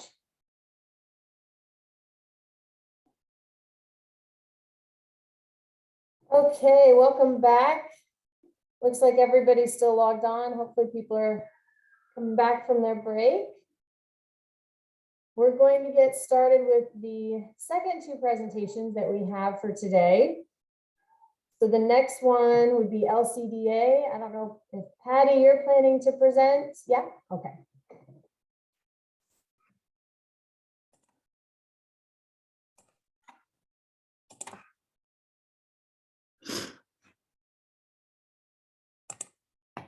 Okay. Can you hear me? Yep, we can hear it and it looks good. Okay. So I'll be presenting both PAT and LCDA. We serve Oklahoma County. We have been offering home-based services since 1994. At that time was More Healthy Families America. We became Parents as Teachers affiliate in 2002, and we obtained our Blue Ribbon designation in October 2017. Every 5 years, you have to renew that designation. So we are in the second round for that. We started providing safe care services in 2009. We have been completing CQS projects since 2014, and we provide both PAT and safe care services. We have gotten McGee funding since 2013 and non-McGee since 1994 to the present. Our capacity for PAT is 163 families, and we have 7.5 workers, and 44 families for safe care with 4 workers that visit families weekly. For a primary driver, it was to increase family involvement in child development. And we believe that by encouraging parents to continue participating in the program and helping them downloading, our focus was more of downloading the milestone app and monitor and track their children's milestones, that will engage more in age-appropriate activities promoting healthy development in their children. We started February 1st.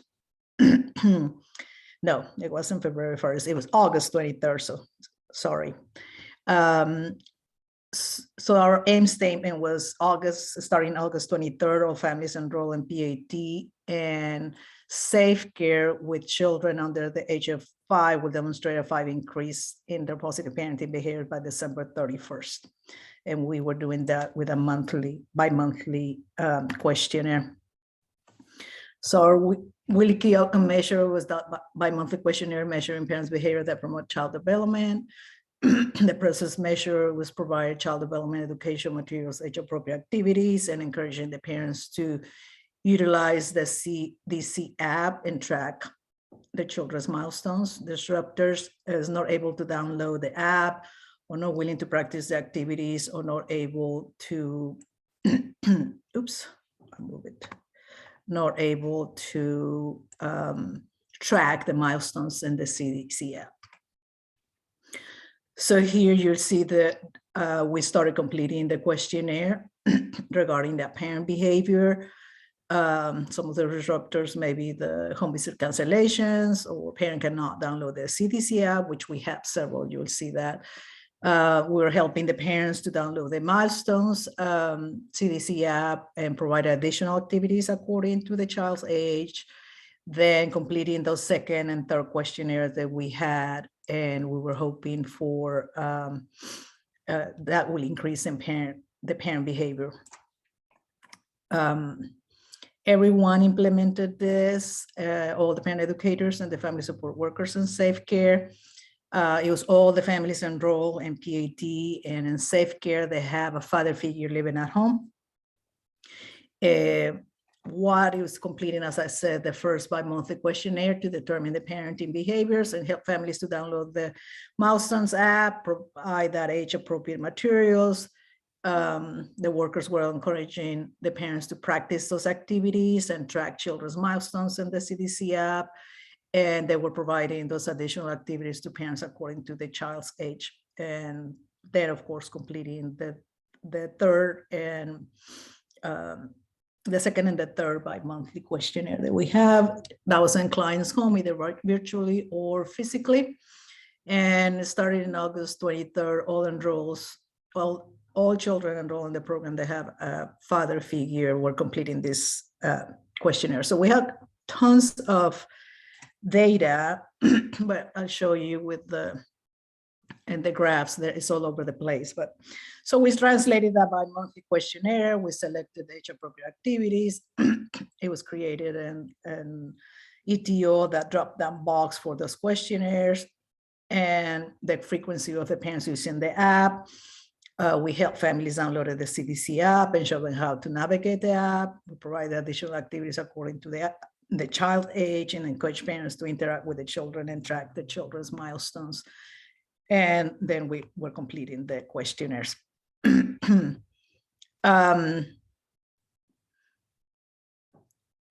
lot of the families downloaded the app, but there were many, and I'll show you the numbers in a little bit, were not able for many reasons. So in here, and I don't know if Adam wants to jump into some of the interpretation, they were engaging, the ones that download the app, but not as often as we wanted to. So some of these responses are for the CDC app engagement, never or every day on the blue, how many days a week they were interacting with that. The activity distribution of PAT or the handouts of the CDC app throughout the entire session. This one, as you can see, it's the description that Adam gave me, it really makes sense. It was like a mess. If you see here, it's just, it was not, some weeks will, each individual of these lines that you see is interaction with each family, because we have so much data, it's just all over the place, but we couldn't really see much of the change that we were expecting. As you can see at the beginning, it was little by little when we were downloading the app, that there were several families that were not able to download the app. So the parents' behaviors remained stable throughout the duration of the PDSA session. Not really linear trends were observed in the data. They successfully received activities, they downloaded the app, and they were willing to engage with the app, but not as often as we wanted. Some of the observations in PAT, the 77% of the families were able to download the app. The 23% that were not, they were having, basically it was because they didn't have space or capacity on their phones. And of those that downloaded the app, 90% eliminated the first week. They just thought they was using too much room in their phones, so 90% eliminated the app. Of the 79 families that maintained the app, Half use it at least once a week.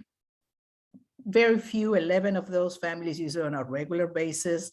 And actually, like one of the workers mentioned that 2 moms even show the app to their PCP provider doing the child checkup, and they were kind of excited about it.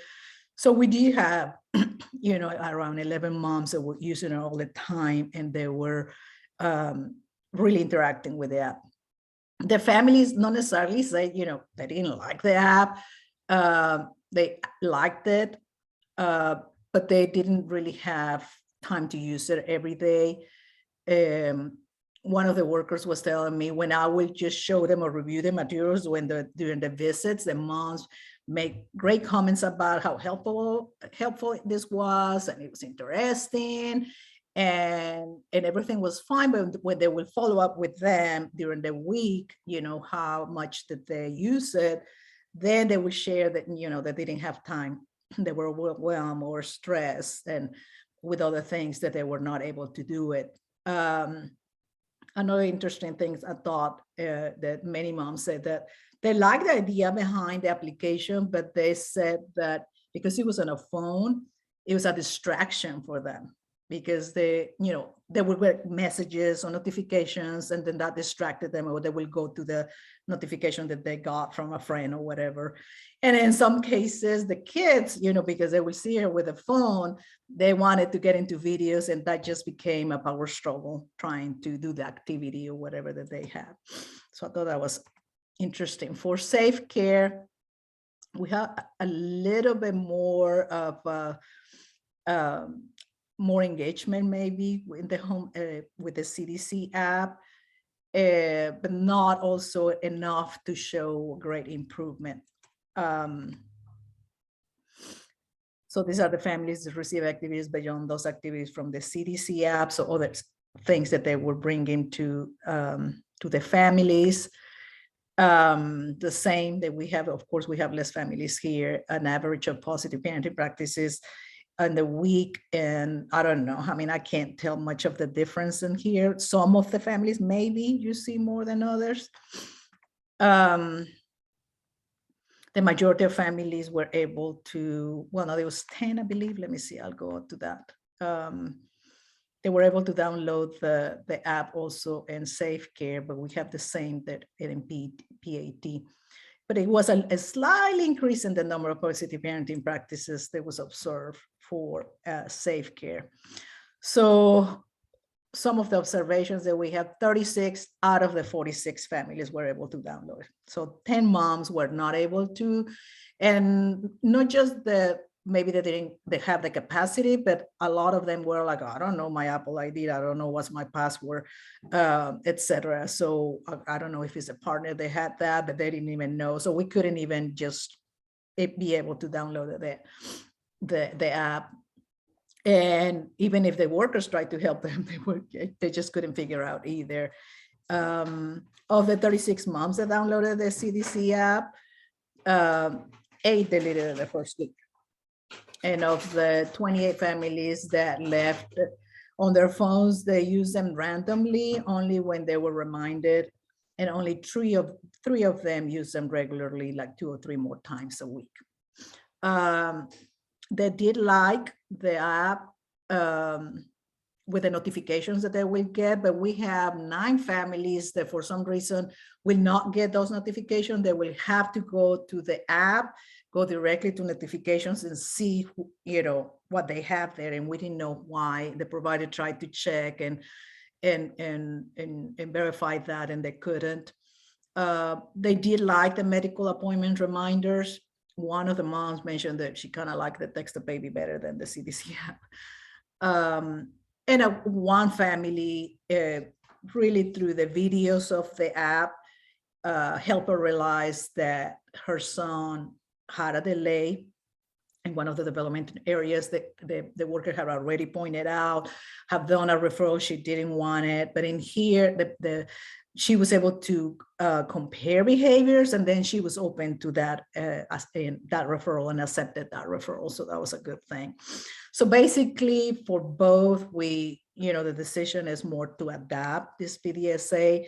We'll continue providing the families with additional age-appropriate activities from the ASQ, but not necessarily will be showing families to download the CDC app. Maybe the workers can tell which are the moms that want more and that they want to, that can be a resource and let them know and show them and maybe download it, but it will be more of the interest of the parent. I think what we lacked in this PDSA, it was to give that one sheet. I mean, we have that, we have used that many years back when they came up with it. James Lovsky had shared that with us. So that was something that we will give families, but the idea of maybe laminating in one single place, have it and point it out to families and just constantly reminded them. I think that maybe that would have increased what I saw with Bethany and with other people in Tulsa that use it that way. I think that maybe that made the difference. So I don't know. I don't know if that's something that later on we'll do or what we're going to work on our next one. But that's it. Thank you so much. Any questions or comments for Patty's group?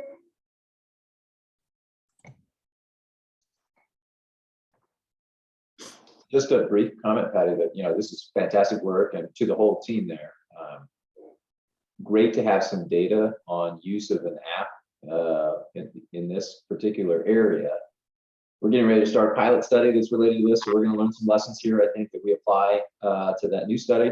And then our CDC colleagues are going to eagerly want to see what you have put together. So we will be sharing that with them, and may even set up a separate phone call, Patty, with you and Monica and Cynthia, perhaps, to talk out some of these details and see what they think. But they're interested in continuing to redesign the app to better address the needs and the wants of families, of parents. So even though this may feel like not a success with that app, at least, I think it's useful information, and it's still the direction I think we're headed as a society, whether we like it or not. We're going to continue to have these tools electronically, and the way this one's designed now, it looks like it's just not sufficient. So we need to adapt it so that it is more welcoming, more useful for the parents.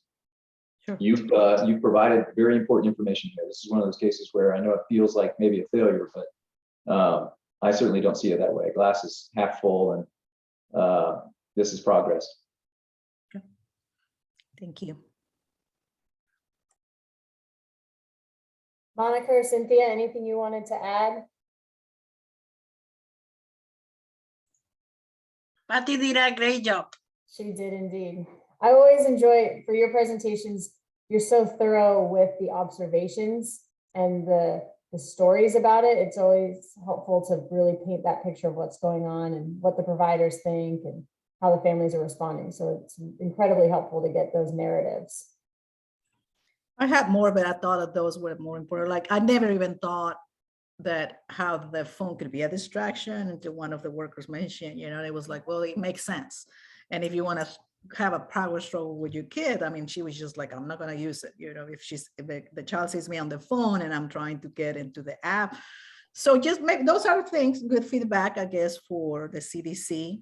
And that it does take a lot of space on the family's phone. Mm-hmm. I think that's the main thing, because it will slow down the rest of the, their apps that they have on the phone. And because maybe you were given all the activities, I mean, they felt like, well, it's kind of the same information, so I prefer face-to-face, and you're here and you're telling me and we're doing activities than having to deal with an app. Mm-hmm. That's really helpful feedback. And like David said, we'll plan to get a meeting together with, I think maybe 3 or 4 of the programs did use the app. So either we'll do it in one of the monthly calls and see if the CDC group can come back and get some feedback, or we'll figure out a way to make sure they get that feedback, because I know they're really eager to make changes and adapt it as they learn more about what's working and what's not for families. All right, well, that leads us to CAP Tulsa. So Ariana, are you able to present? Yeah, I will. Let me check what's going on.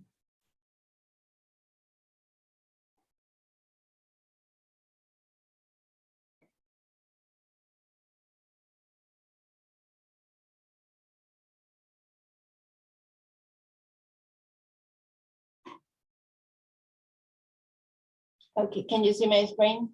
Yes, we can. Right.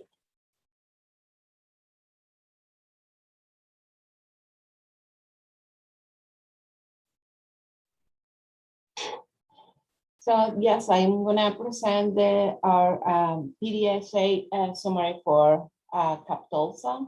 So we have here some information about Captolsa that you can read after. I'm not gonna go through that, but the important thing is like, well, we serve families and children, low-income families and their children, and with the mission that they achieve economic success in the future. So we offer school-based programs and home-based programs. So we have several schools in the Tulsa area. We have been granted the Blue Ribbon, so now we are Blue Ribbon affiliated. We have 120, we serve 125 families, all niche. We have one team lead and 5 parent educators. 2 of them speak Spanish, and we have 1 that speaks Sami, which is great. So we are serving around 22 families right now that speak Sami. Then we have a new parent educator.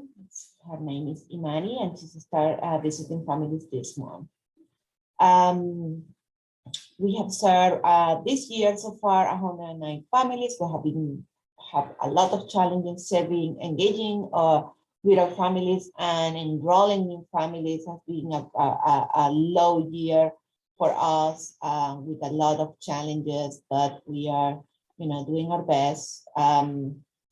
So right now, because of COVID, we still are doing virtual visits. We were hoping to start in-person visits this month, but due to the Omicron variant, we decided to postpone that.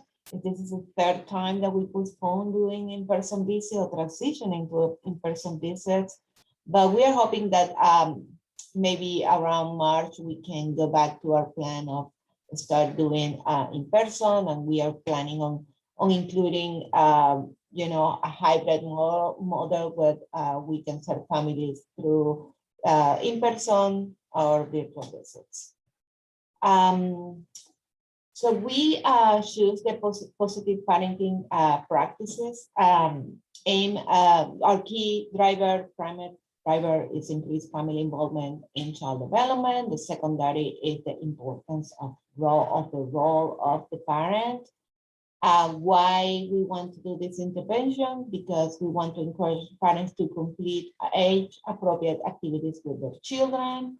We started in August last year, and our smart aim is to increase the average of the positive parenting practices score by 10%. So we hope to see an increase of the average from starting from our first measure compared with the last one.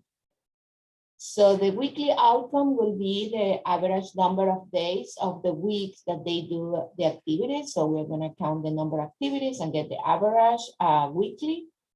The process measure is, if in every visit the parent educator is going to discuss the positive parenting practices, and then the job there will be all obstacles that the parent and the family may encounter when trying to do those visits, including time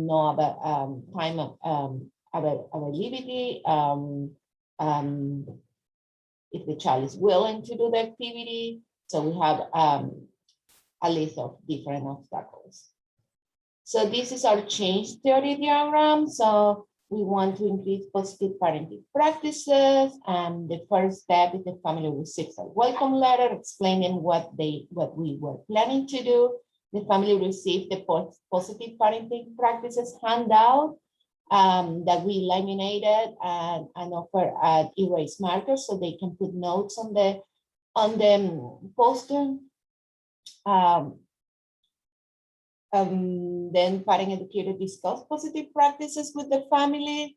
And then we said that we wanted to work specifically with these 3 activities: family meal, reading, and singing. We wanted to instead of giving, you know, all the options, like to focus in some of them instead of the whole, and maybe try to kind of like engage more with the on the activities if we just concentrating on some of them and not in all.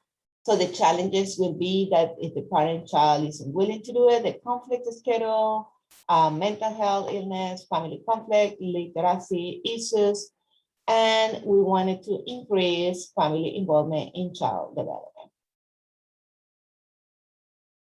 So what's the plan? So the parent educators will be implementing the changes with all the families in the program. What we wanted to do is the frequency of families doing parenting activities increasing by 10%. Parent educators will introduce a new PDSA to families. We are going to share the handout with the families, and during the visit, the parent educators is going to be we'll be talking about, you know, those 3 different activities, and we will start in others. Step by step, this is what we did. We revamped the positive parenting practices poster. We made it captive, what we say, captivize. We made it just like look like a cap poster, and we put the logo and make it appealing for the families. We laminated. We did give them the dry eraser marker. We give it to our families in our drive-through in August. And between August and September, we gave those away.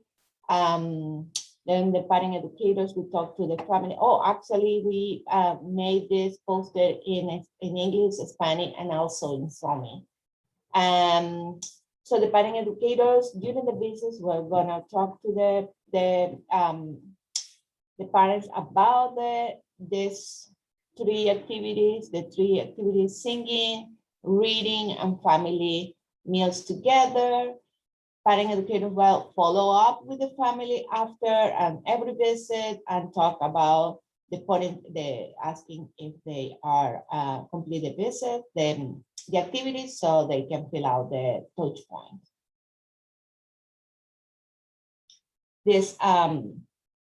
This is the outcome measure. So we actually, we didn't reach the 10%. So we increased at 8% on the average of the parent of the families that completed the parenting practices. We feel like a little bit discouraged about this, but this is actually a very, very challenging time for the parent educators. We have a lot of trouble engaging with the families this year. And we have one parent educator leaving and another in leave, so for 2 months. So it was kind of like rough for us to do it, and we will talk later what we're gonna do because of this.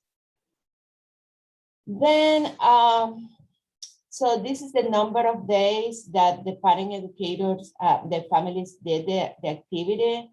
And it decreased. So we decreased the number of the days that the families did the activities.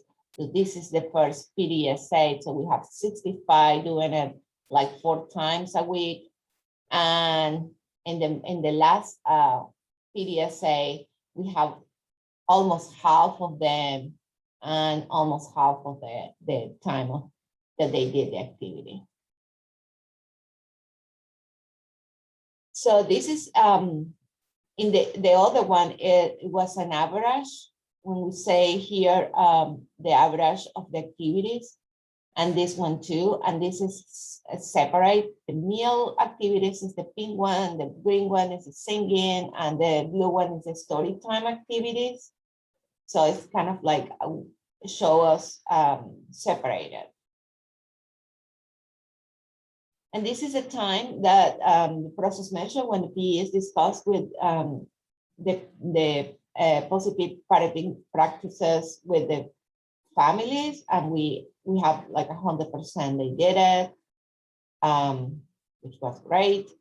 And then disruptive measure, the obstacles. So we have here the list of the reason why maybe the family didn't do the activity, but most of them, the most that show is the other. So we were thinking about how we can maybe for next time try to get the reasons that the families actually are not doing the activity, so we can have more information. We have very like one here, one there on illness and lack of books. And the green one is conflicting schedules, but we have a lot in others, and we actually don't know why is the family mostly not doing activities. So that's something that we want to look a little bit more on that. So the studies on the outcome increase of 8% on the average LTSAE score for the very first measure, and the last one, the decrease of the average number of days the parents have done the PPP activities, comparing the first and the last PDSA. We have that the PE discussed the parenting practices 100% of the time, and disruptors, some obstacles reported from parents who didn't complete the parenting practices were lack of books, literacy issues were conflicted, but most reported other as a main cause. Lesson learned. So we have here, I think that we discussed this many times, and kind of like wanted to add here what the parent educators were expressing. So first, that we experienced a lot of caseload turn off over, and the program couldn't make the impact that we wanted. So PEs want to continue this PDSA for this semester to see if we can do a better impact and to see if we can do a better job in this part of the program year. We know that the parents enjoy doing the activities, that they are willing to do it, but maybe we haven't been doing the best job trying to reinforce them or reinforce them during the visit. Some parents say that they don't have time, during the week, that they don't have time to because they have a job, or they have other things to do, and some parent educators say that the families say that family time together is challenging because everybody is have their own schedule, and it's hard to to have the family together. But I want to say that we have a great participation from one of our parent educators, that they were saying, you don't need time to do any of those activities. Those activities should be included in your day-to-day routine. And I don't know if Debbie is on the call and she wants to say something, but it kind of like, oh my goodness, is so true that you don't need to have a time specific to read a book, or a time specific to sing. You can include those in your daily routines, like Debbie was mentioning about the buckling on the car seat. That can be a song that you can just sing every time that you get into the car, all the time that you are making your meal. Maybe you have a song. We used to have a song that I used to sing every time that I pick up the toys in my home visits, and I used to sing, to pick up the toys. And my families, I remember that they say they sing that song, and it works because your kids get in the routine, and then you listen to the song and you start picking up. But it's not like that. It's just like you are singing, you are doing some of the activity on your daily routine. So that's one of the things that I think that we can focus this time on the PDSA, that try to focus on how to include those just simple activities like singing, reading, and talking during your family meal to make to get maybe a better impact in our families. So this is what we're going to do. We're going to continue using the PDSA, the parenting practices PDSA. We're going to use the same activities because we were planning last year to do 3 on last year and the other 3 this year. And we're saying, no, we're going to do the same. We're just going to try to change a little bit on the message that we are giving to the parents. And of course, we have that poster and we want to keep, having it for our families and try to, even after the PDSA, keep promoting those activities. I think that's all. I don't know if you have any questions. I love the pictures in your presentation. Thank you. Yes, the pictures are fantastic. And also, I have to say, whoever your graphics person was for that positive parenting handout, David, it's a pretty good handout that they put together. I like it. I was going to say the same thing. I love the pictures. The one with the 3 kids holding a certificate. What is that? Is that your graduation? Yeah, that we used to do like end of the year celebration. And this is also one of Debbie's families that has been with her like forever. and yeah, it's one of those, it doesn't, you can't see, but they have like a certificate for completion. That's great. Beautiful picture. I have questions about the data, of course. So I'm trying to square the 2 different findings here. You're seeing an increase in the LTSA, but we're seeing a decrease on the PPP measure. You did both, it sounds like, right? Yes. Okay. So the increase was in this one in the average of the times of the family that the family did the activity during the week. And this one is the average number of days that parents have done the activities.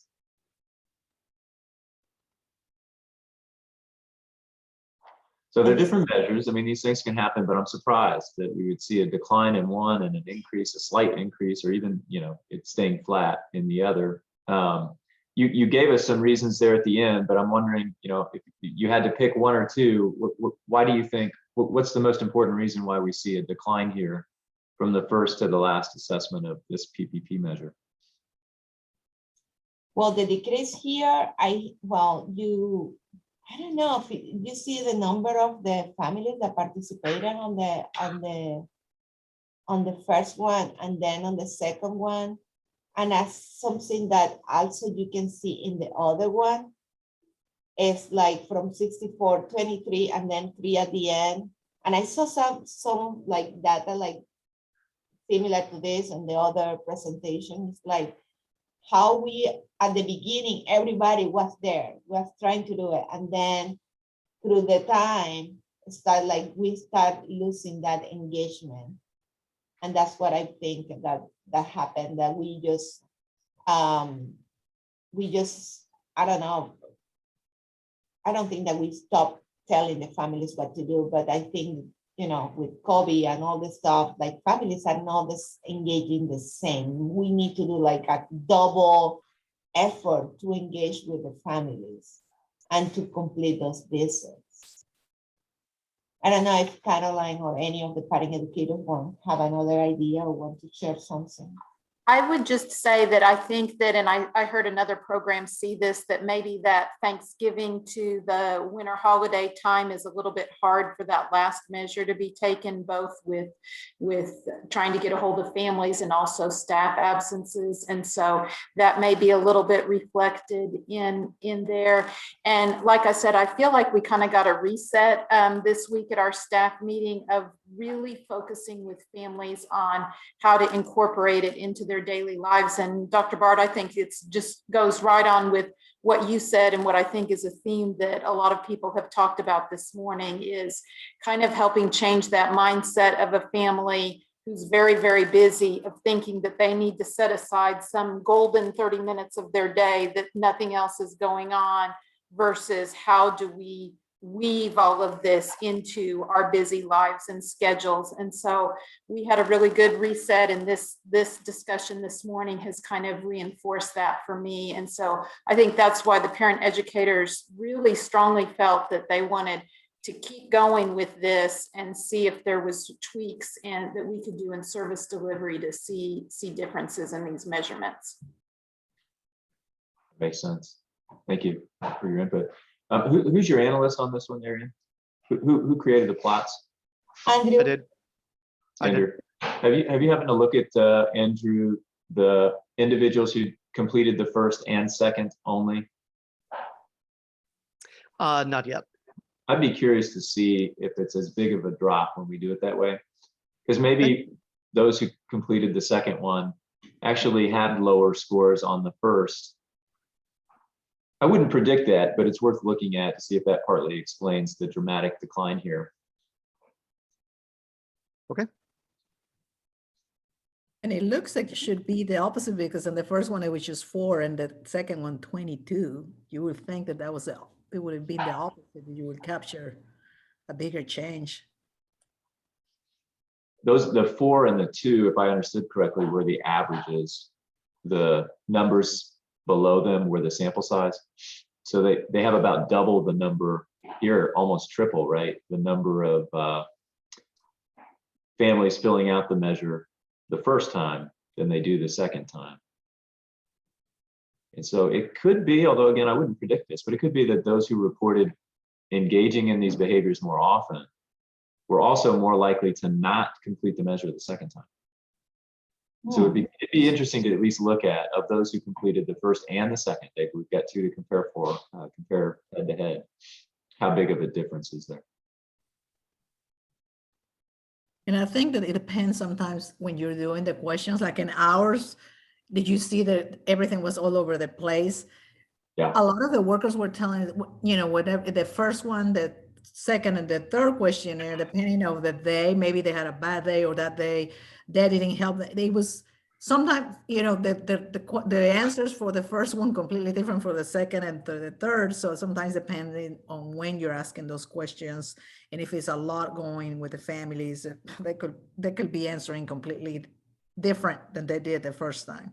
But not necessarily that they haven't done it, but in that day particular, they didn't do it, or that week, I don't know. Yeah, no, it's a great point. I'm not surprised by it. I mean, just traditionally, we see this with almost any measure we get from humans. we tend to do things differently, and time matters. The larger that sample size, the larger the N there, the more reliable those averages will be. So that is something to bear in mind when we're talking about 20 families for those second measurements. Our guess at what the average is not nearly as precise as it would be for the first measurement, where we have, again, triple the number of families reporting. Carolyn, I think you're spot on too, that if that second measurement happened within that November to December holiday period, I know in my household, a lot of those daily activities don't happen as frequently during those 2 months as they do the rest of the year. So that could certainly be explaining a big part of the change. And that's good information for us to learn that, during those months in particular, this focus on development and promotion may be even more important for us to cover in home visits, because those are the things that are likely to be sacrificed with all the other demands on families' time during those 2 months. Yeah, and I think also that December for a third measure probably is not a good idea. Maybe we need to do that in January instead of in December. Yeah, we did have a few programs who made that decision to decide to go all the way through January up until the learning session, because they felt they had such incomplete data in December that it was reflecting poorly on what they had accomplished. So they decided to extend out into January and get more data points, which was helpful. So something we can consider moving forward to for other programs. All right, thank you so much for presenting. I appreciate everybody's presentation and participation throughout this entire morning session. What we're gonna do now is take our lunch break, and we'll take an hour break, so we'll meet back up at 12:45, at which point we'll shift gears and just start planning for that second PDSA and starting to think about what we want to do over the course of the next 5 to 6 months. So we'll take a break now and we'll check back in at 12:45. We will, Lisa and I will both be available via email if you need anything in the interim, but otherwise we'll see you in an hour. Thanks so much. We are going to go into breakout rooms now, and I'm just wondering, Amy Treat, are you on?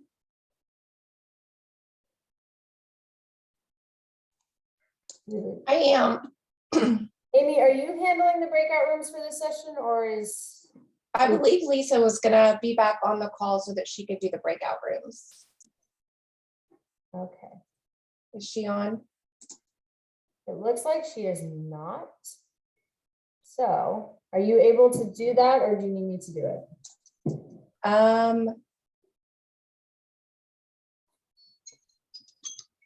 I may need you to. All right, let's see. I think I can do this really quickly.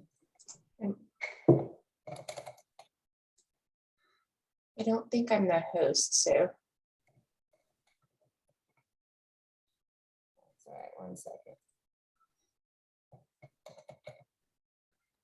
The way we'll do it is it will allow you to select your own room. So I'm going to make 4 rooms for Bethany Public Schools, PCCT Safe Care, LCDA, and CAP Tulsa. It should be the case that when I open these rooms, if your Zoom is up to date in the most current form, you will see at the bottom, there'll be a breakout rooms option, and you can select yourself into those breakout rooms. For anyone who does not have that option, I'll probably have to manually assign you to a room. So I'm going to open that now. And while we're in the breakout sessions, I will send around all the material that might be helpful for you to have. We will plan on being in the breakout rooms for about an hour and a half. So you should have plenty of time to start planning. And like I said, analysts will be floating to the various rooms for their programs. And David and I will also be available. I'm going to open those now. Should be able to start selecting. But anyone who needs help, just let me know. Oh, good point. Sorry. C1, I'll add one for you as well. Let's see. Can I do that?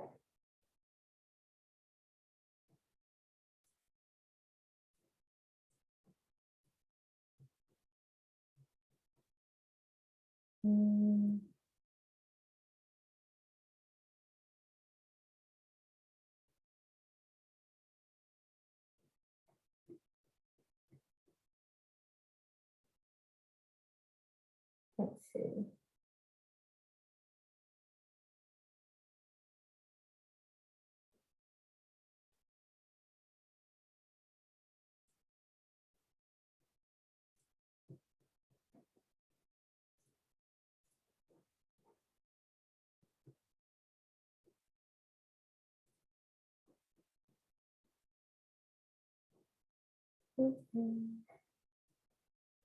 Sorry, C1. I'll get you in just a second.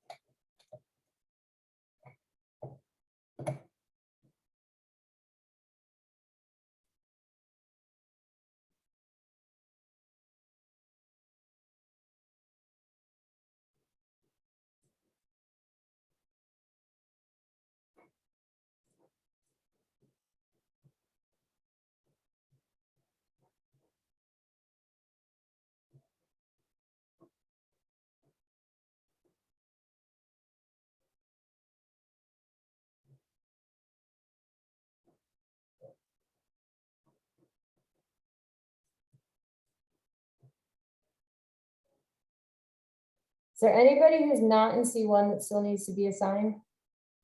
I didn't see the room for C1. Yeah, it's not letting me assign a new one. So is everybody who's still in this room C1, or is there anybody who's not C1 that needs to be assigned somewhere else?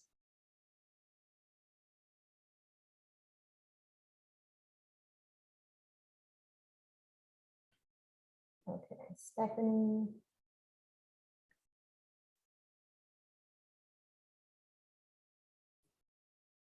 Okay.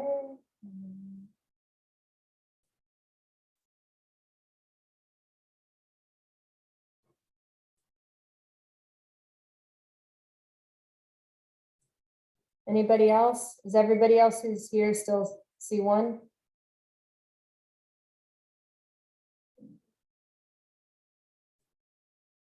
Okay, Denise, you should be able to go to LCDA now.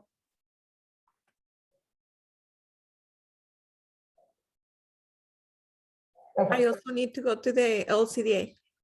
Okay, Thank you. gotcha. You should be able to go now. C1, for some reason, it will not let me create a new room. So you can actually just use the main room. Nobody else is going to be in this room.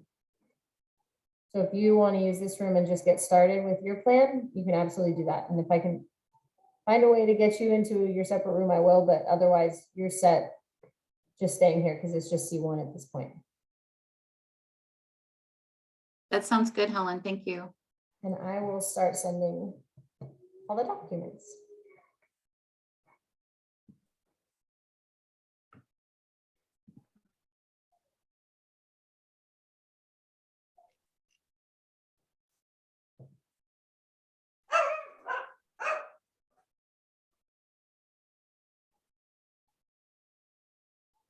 Well, I'm Lisa and I'm your analyst for C1, Oklahoma City and Tulsa.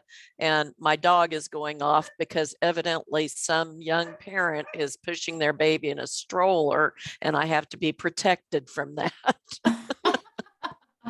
How dare they? How dare they? I can show that diagram because I took a screenshot of it if you'd like. That'd be good.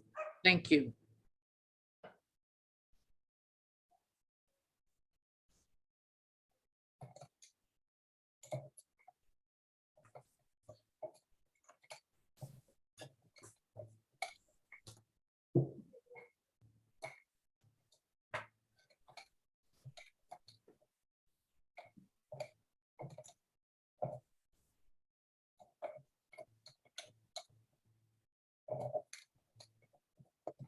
And Lisa, we need to choose one of the primary drivers or two. I can't remember.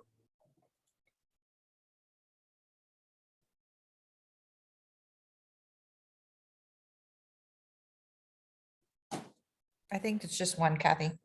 Thank you. Sorry, I was muted. That's okay. Okay. I think it's one. Okay. And then you might have more than one measure. It just. Sure. Sorry about the dog.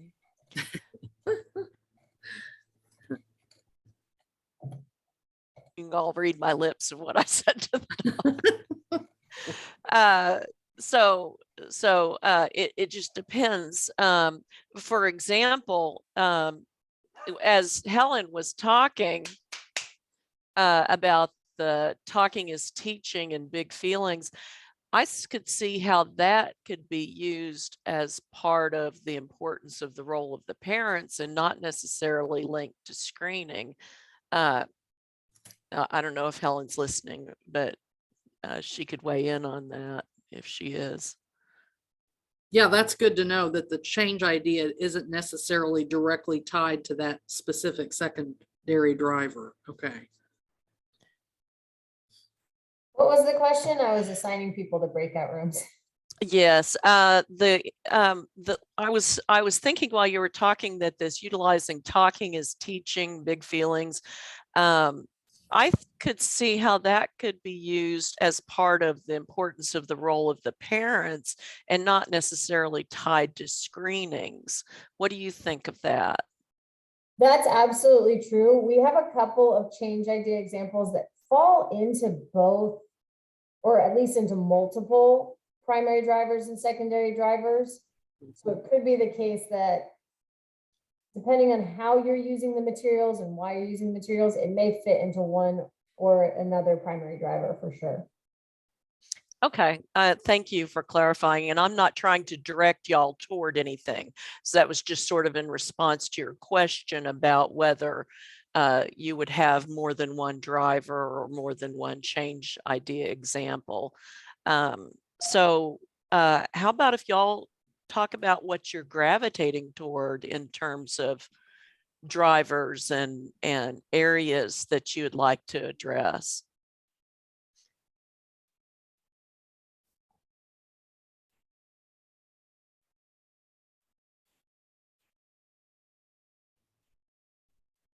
One area I looked at and I thought, probably not, would be the workforce training driver. But I definitely, I personally gravitate toward the family involvement and child development. So I'd be interested to hear what the rest of the group thinks.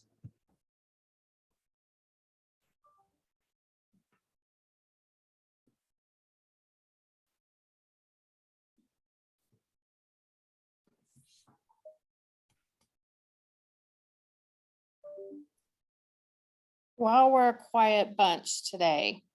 I'll just Not add usual. I'll just add my 2 cents because I don't know that I've ever heard Tulsa be so quiet.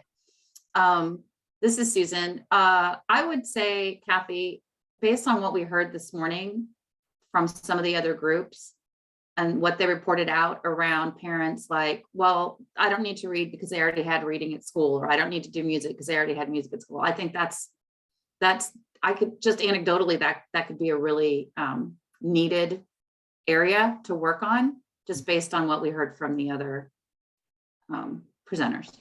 Good point.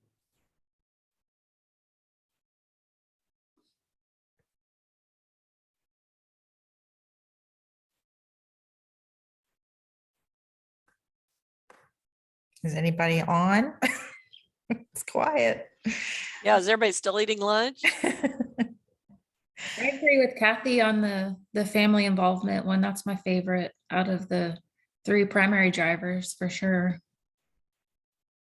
Does anybody, Lisa, do you know how many topics or options are in the Talking is Teaching as far as different activities? That's a good question. Oh, let me see. I am not muted. Okay. Let's look at Talking is Teaching. Talking is Teaching Tulsa.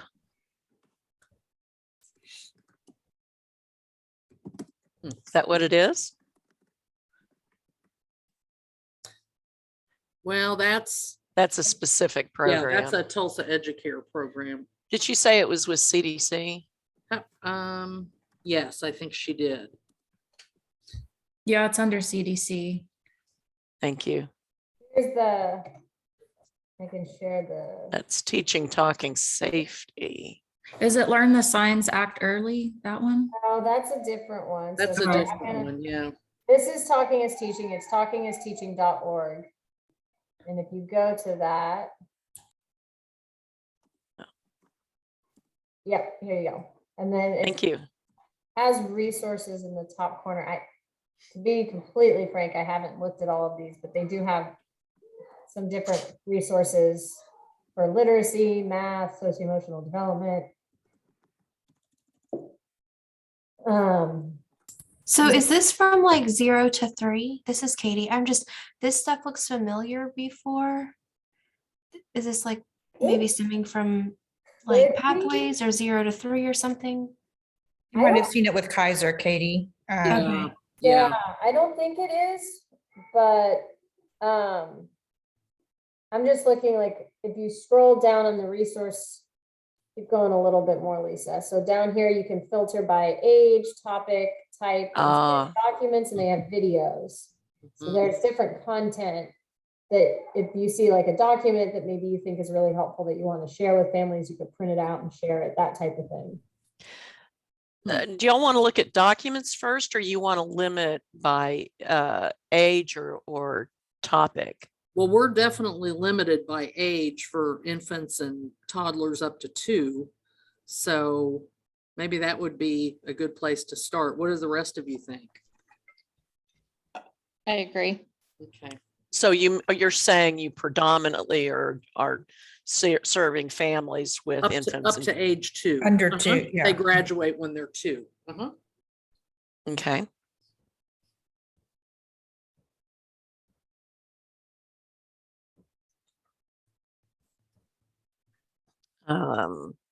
We'll just click around in here.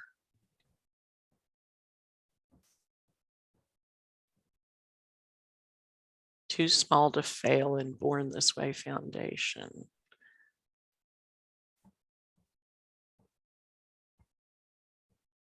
What grabs you? What do you want me to look at a little more closely?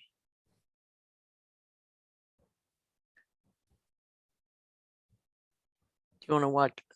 It looks like an hour-long video. So is the intention that we would print off, a one-pager that we would bring this item to the family? Or you could do a video. Yeah, I think the intention is to increase importance of their child's developmental, impact. So, whether that's a infograph or a video or some sort of material that brings awareness to that we could provide. Lisa, if you go back, I think a good example is that if you click on diaper time math tip sheet, it's like the 4th one down, and then open it up. If you hit download, you can see a bigger. So here's an example. It kind of stems off of what we were talking about earlier today. Trying to get parents to talk, read, and sing with their children. And this is teaching them how to do it in a routine that happens every day. So if you're going to be changing your child's diaper, here's how you can describe what you see. So you're using language, you can sing and clap together, you can add it up. And down below on the second page, it has some math songs that you can sing as you're diapering your child.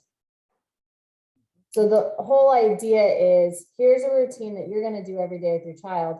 Here's how to make it more beneficial for your child's development. Here's how to incorporate math. Here's how to incorporate singing and language, so that you're not trying to add in and carve out unique special time where you're doing these activities, but you're building it into your routine so that everything you do with your child is stimulating their development.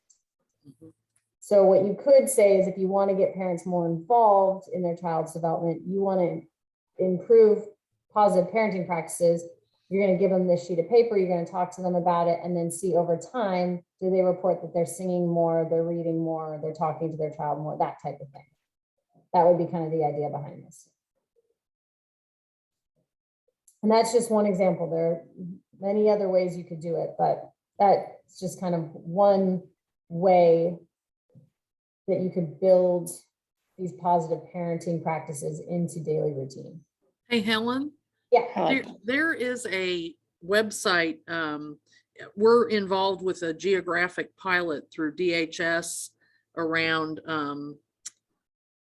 providing family members the opportunity to help with childcare. And one of the things that they're incorporating is through its kith.care, KITH.care. And under that, they have resources from the Bezos Foundation. And it's similar to what you're showing. I just wanted to show everybody if that's okay. Now go to resources. And then it'll have Mind in the Making. And this Vroom is what I'm thinking of. The Vroom on the left there are tips and learning opportunities through the Bezos Foundation. I don't know if this is something we want to consider. I just happened to hear about it yesterday, so I wanted to. And then I think, yeah, click on look, for instance. And then I think they have Looks like they have, yeah, tips multiple, below. yeah. And they give the age breakdown. This is really nice, Kathy. I don't know, as far as a handout or a video, I don't know what the format would be. And I think Mind in the Making, if I understood their description yesterday, is for 0 to 5. That would be another resource to go back into. Let's see, go down. It would be nice to go into something like this that offers the different age groups so that we're kind of under the same window, but with different age groups because of our kids. So that would be very convenient. And they have it in Spanish too, Dana, which is timely that you jumped on. All of this is available in Spanish. Yeah, I I know noticed a that. lot of them are now, but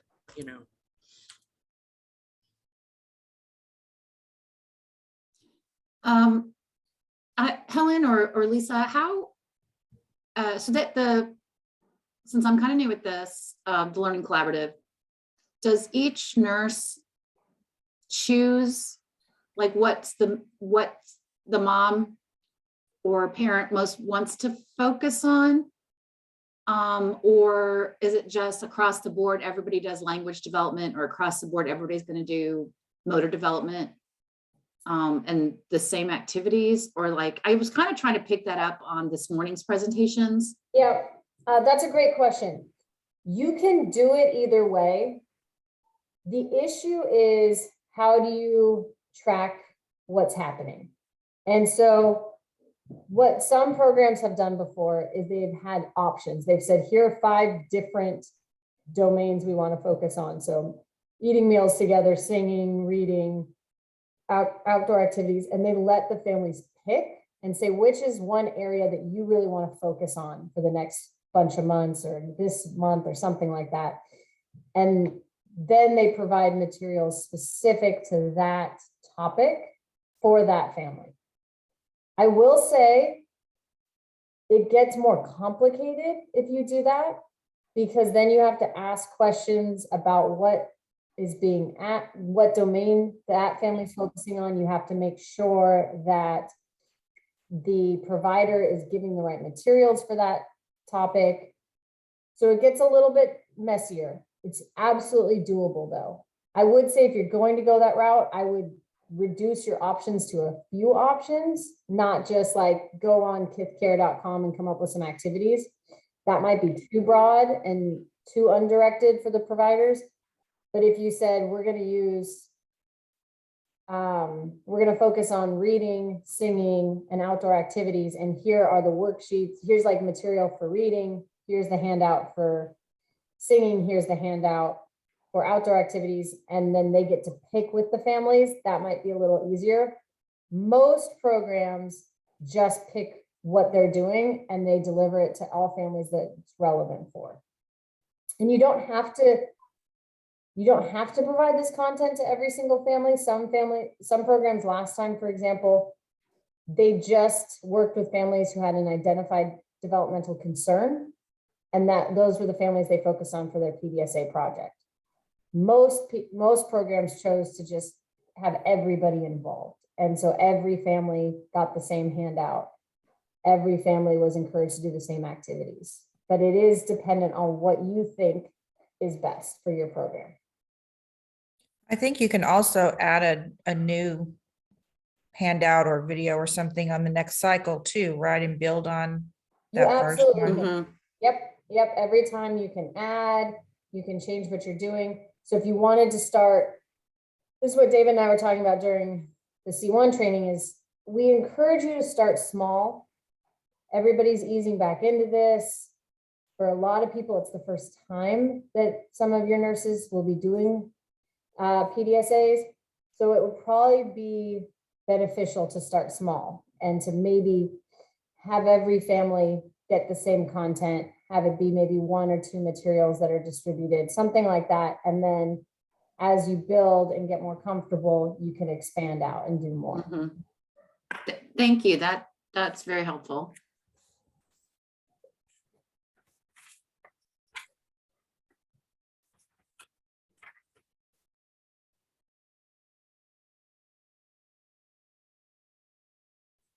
Also, Susan, I think when you had the C1 training, looks like Lisa sent out an email on the 14th that had the PDSA template, that had a blank change theory diagram. Okay. Had all that content, and it went to, it looks like pretty much all the C1 people. So it went to Connie, you, Kathy, Deva, Sally, Julia, Michelle. So I think it's pretty much gone to. That's great. I'll go back and check. So you should have that, because the goal would be kind of by the end of this, we have about an hour left, that you'd at least start scripting out the PDSA template. You may not have the change theory diagram done, you may not have every component done, but if you could start walking through that PDSA template and start completing it, that'll help guide, I think, this discussion more. Lisa, are you able to pull that up on your screen? I have it up and I can be the record notator. Oh, perfect. If you want, I can just jot things down as you're talking. Thanks, Michelle. Sure. Yeah, so it's this form.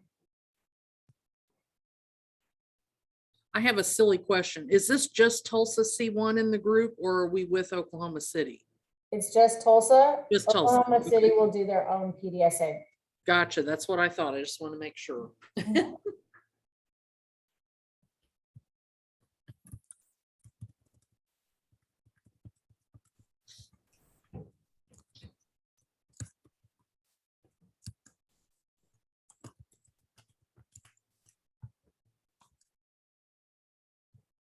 I just wanted to clarify so that what we're looking at is parents being more involved with developmental activities.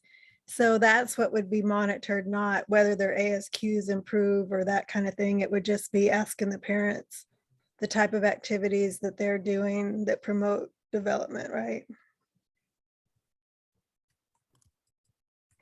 Yes, if that is your primary driver, then that's what you would be measuring as your outcome. So it's like self-report. Yes. And you could do that a couple of ways.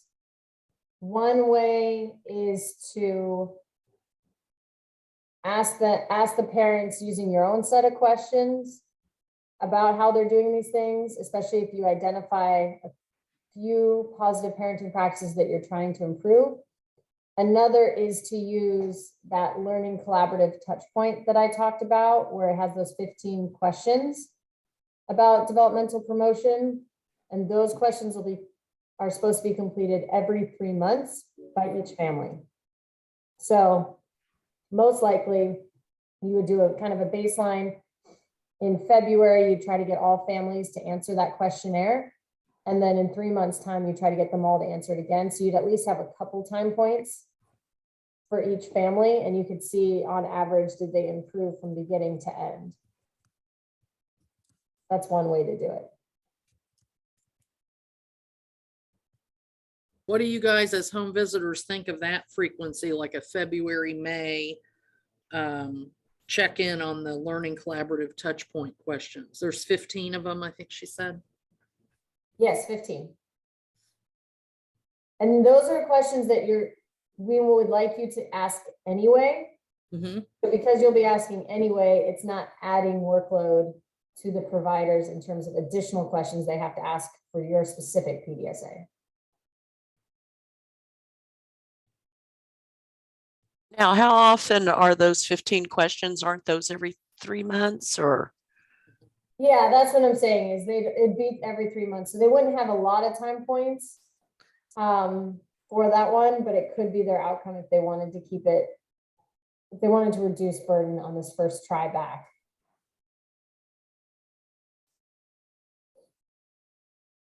So do we want to, do we want to look at increased family involvement in child development as our driver?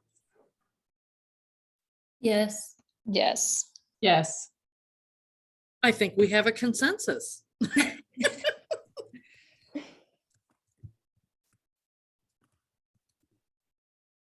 there any way to see those 15 questions again? Lisa, do you have them or do you want me to pull them up? Yes, if you would share, please, because I don't have those at my fingertips. I was trying to take a picture of it and then it went by so quick and I missed it. Yep, I hear you. Let me go back and find them. Yep, here they are. Okay.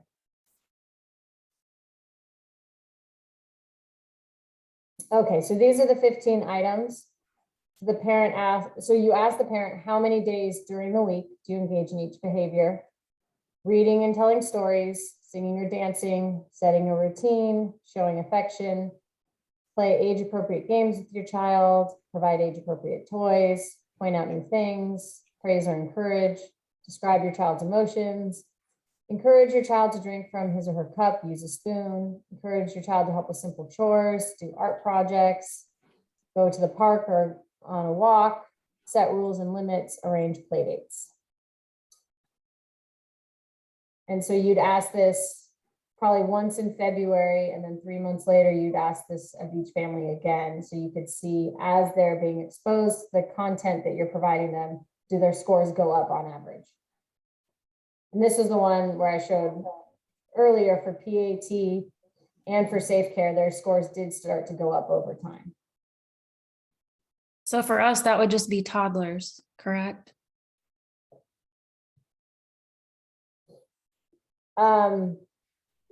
It's up to you who you gear this towards. If you wanted to do every family, as long as the child had been born. I know some of them aren't really age appropriate. So that's just kind of the, you know, parents may say they never do those things and it's just because their kid's not ready to do them.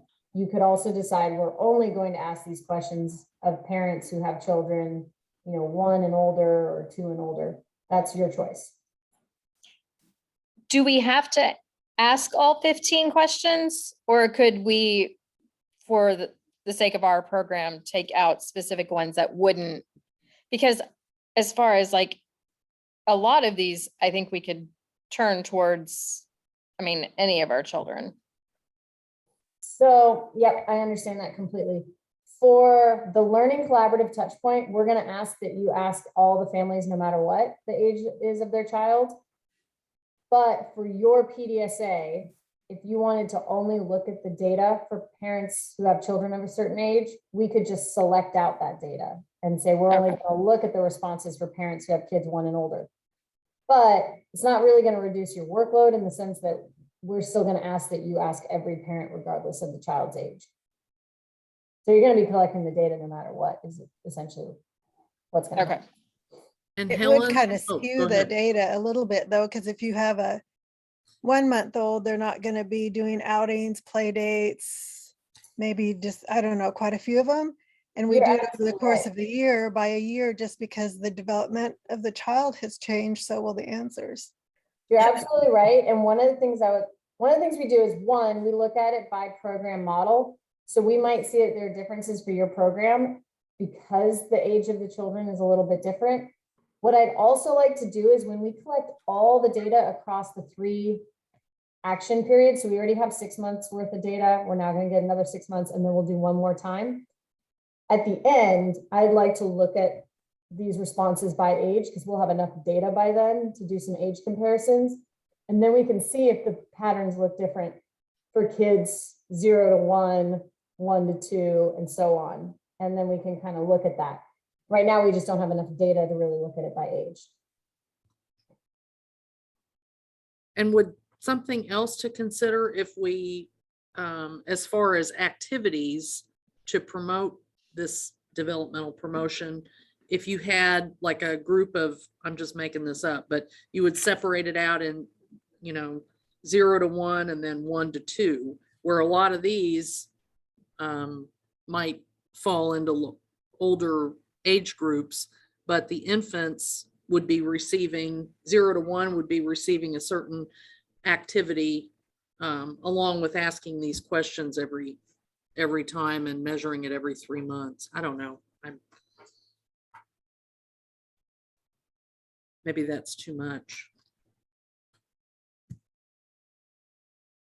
Well, I don't think it necessarily is too much, but it can kind of muddy the waters a little bit. And I agree with what Helen was saying about keeping things simple, but you're going to ask all these questions anyway, but you can choose which ones you want to focus on for your PDSA. And so, you know, praise or encourage wanted behaviors that can happen at any age. Point out new things to your child and name them. That can happen at any age. Sing with your child, it can happen. at any Yeah, age. yeah. And I was just looking at this, Talking is Teaching, one of those materials. Let me show this. This might be something, and I don't know how much of a burden it is for you to print things off from a PDF, but this has a lot of good stuff in terms of teaching parents about child development, and also giving tips. You know, there's some things about, you know, how to start conversations with the kids, but then there's also down here, and those from, you know, there's tips throughout, and, you know, you could break this up and give them over the, you know, 3 or 4 month period. Then it gets down into here, milestones cards. And these look pretty good because even if you're dealing with parents of babies, that will start to educate them on those milestones that we've been emphasizing and the development to be expecting. And that might help start those parents thinking about, oh, I read this about communicate by babbling, and my kid hasn't said anything yet, and he's going to be 1 next week, you know, something like that. And then more tips that are in these cards, like the card shapes like that. But one sheet could be handed out at a visit. Here's some more as they get older, some more things, and some more tips about toddlers in particular. And so that's as far as it goes on that. It looks like it's a 14-page PDF. And so I just wanted to throw out that idea. So by taking what Helen and David had said last time we met around starting small, I mean, what I'm hearing is if we were to go back to that list of questions that you all are going to ask, focusing on singing, talking, reading, right? Because those are universal across child development. Talk, read, sing. Right? I mean, and you would do that with a toddler, you would do that with a 1-week-old. We know how important that is to do it, right? What you can do if you want to focus on talking, reading, singing, you could just, and this is what some of the programs do, like CAP Tulsa, when they talked about how they had 3 positive parenting practices that they were focused on for their PDSA touch point in ETO. So in addition to asking these questions once every 3 months, they had their own questions that they created. And it was very simple. They just asked, you know, at each visit, how often in the last week did you read to your child? How often in the last week did you sing with your child? And for talking, I think you'd have to get creative a little bit in terms of how you'd ask that one maybe. But you could just have a couple of questions that ask, and that would be your outcome that you'd be measuring, is just those specific behaviors. And you can measure them every visit, monthly, however frequently you wanted to. Yeah, that would give you a little more data than just the February and May measures on those 15 questions that are going to be asked anyway.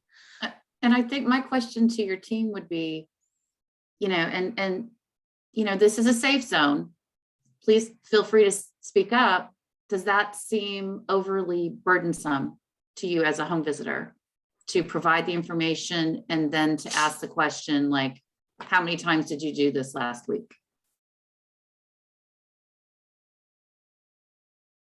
If I can say something, this is Katie. I think it would be helpful burden wise to roll it out in phases. Like maybe at first let's address, you know, a certain age group, and then let's add it on at a certain point, maybe addressing the toddlers first and then adding on.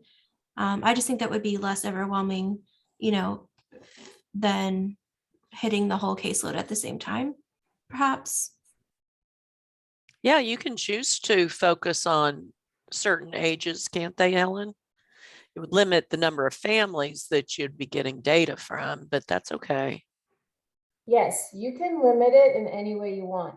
You could decide you want to have every family do it, but you only want to focus on reading this time. That's one way to limit. You could say you want to do you want to focus on reading and singing and talking, but only for newborns or only for 1-year-olds. It's completely up to you, whatever you think makes sense for your program. Thanks for your feedback, Katie. Anybody else have thoughts? I kind of see it, and it could just be the way that I work, the opposite of Katie. If it's something that I'm going to know that I'm going to just incorporate into every single visit, after the child is born, then for me, that's easier.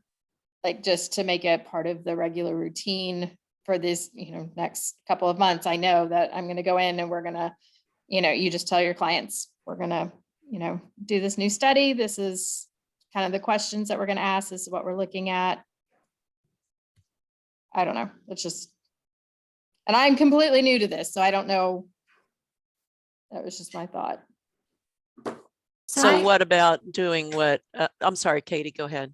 That's okay. I was just going to say, I think what, and I don't know how to say this correctly, but I think maybe what I'm looking at is I have a whole bunch of newborns I've been working with, have a whole bunch coming up.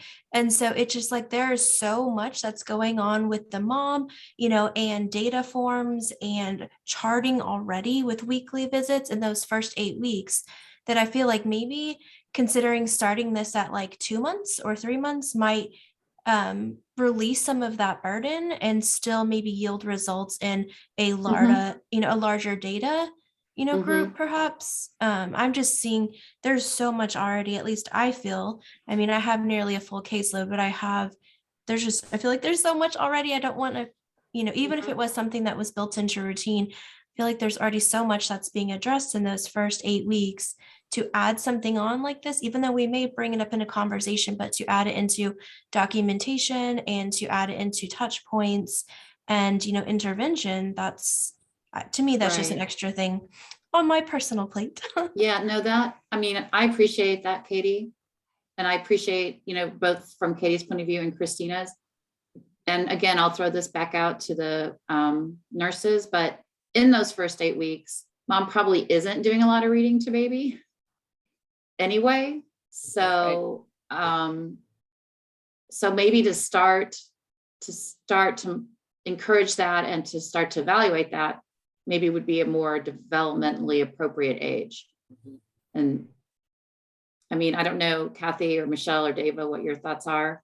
I'm just going to throw out that here in Tulsa, through the Kaiser Foundation, one of the programs, Family Connects, they're seeing them at the bedside postpartum, and then they're seeing some families postpartum in the home. They're getting in the hospital a talk, read, sing package. So I think I fully support what Katie's saying. There's a lot going on in those first 8 weeks. They're exhausted. And I think starting at maybe the 2-month visit would be ideal, really, because I think they're in a better position to hear what you're saying. They might be a little bit more awake. But and Kathy, I was, just to make it easy, I would, just kind of looking here at like what, forms and stuff is required at the 2-month. I think a 12-week time is a great opportunity. That's like a nice little pause between, like you said, mom is a little bit more clear, baby's a little bit older, maybe awake more, before we have additional, things that we hop on the bus for. Christina, what's your opinion of that? Because you would still be doing it with all your families. You just would start it at a certain time point with your families. That makes complete sense to me. Yeah. I was just, I mean, having it just a set starting point. No, I totally agree. And I haven't been, unfortunately, or fortunately, I don't know. I haven't been in Katie's situation, being I like that. Unfortunately or fortunately. Yeah, not really sure yet. So, no, I appreciate that.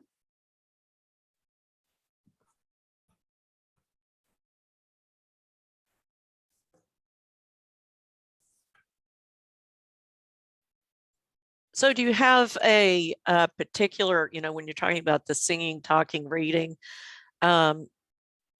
is there for starting at that young age and the encouragement of the parent, what do you gravitate toward? What sounds interesting to you? Is there something you want to emphasize?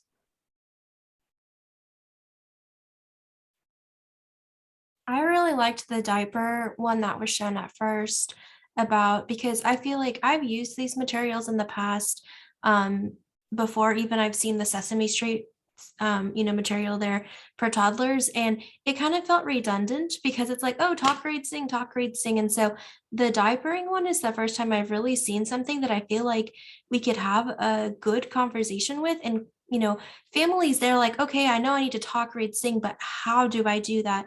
And I think I love the idea of kind of teaching them that it's not just about talk, reading, sing, it's about creating it into your routine. And that daily exposure is what's actually going to provide that developmental, change in your child. And I guess, we're not looking at developmental change, but involving. Well, and I like what Helen said about how it's incorporating it into their routines. Maybe I'm just echoing what you just said, Katie, but no, that's exactly. I can we're on the just, same page. so y'all know I'm a big talker. And I just talked my poor son's ear off, like describing everything all the time. I was exhausted. We were sitting in a parking lot and I'm like, do you hear the dog? The dog is barking. Yeah, that's a dog. Completely feeling like I'm talking to myself. And all of a sudden in the back seat, my son goes, dog. And I burst into tears because I was like, oh my God, he finally talked. He finally said a word, right? And so I think somehow incorporating mom's, feeling of that bonding and that attachment and, the power, quote unquote, that parents do have, right? With assisting, helping their kids to grow and learn. It's very satisfying. Yeah, Oh I my think gosh. finding a time to put it into their routine, they don't have to, schedule it or come up with a time. It's like, it's already there. You're already doing it probably, but let's enhance it a little bit by maybe incorporating some of these songs or activities or. Exactly. And Michelle, that's exactly what I was thinking. Like when we say talk, read, sing, oh, go to a park or do a bath time. Well, that's something that maybe that family doesn't do every day, but they're going to change their child's diaper every day. So count the toes, count the fingers, yeah, exactly. Sing a song. Yeah. And it even included songs, which was super nice. And I think depending on the age, and the education level of your client, you could adjust this, so easily to match, the age of the child, the engagement of the mom. I think too, the early language acquisition, the feedback to the mom is really promoting how well they're going to do. I'm kind of getting on the best train, but the birth to 8 strategy, how far advanced they will be by age 8 with early language acquisition. And then everybody wants their baby to be smart. We know that. Right. And isn't it's called a serve and return, right? So as they're getting older, then working with mom on talking and then waiting for the baby to babble back. And then you say something and you wait, right? And then the baby babbles. So you're having a conversation. It's nonsense, but you're having a conversation. So that's exciting. When we did the Brain Builders a couple of years ago, there was a great serve and return video that was pretty short. I don't know that it would fit in here, maybe as like something in the future, but it's phenomenal, would be super great. Because sometimes when we talk about talk, read, sing, we forget about pausing to let the baby respond. And so absolutely. I love that video. All right. I think you guys probably need to start doing some more writing, Michelle, right? Looking at the time. Let's check in with the paper here. So I have that we're going to increase family involvement in child development. Do we have one of those secondary drivers that we're focusing more on? Let me look at that again. So we're not really focusing on referrals, but just importance of the role of the parents, right? That's what I heard y'all say. That's what I heard too.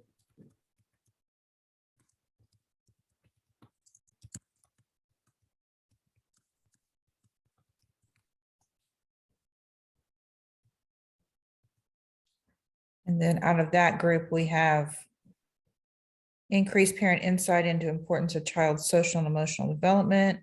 Use the LTSAE materials to encourage parents to complete age-appropriate activities with child.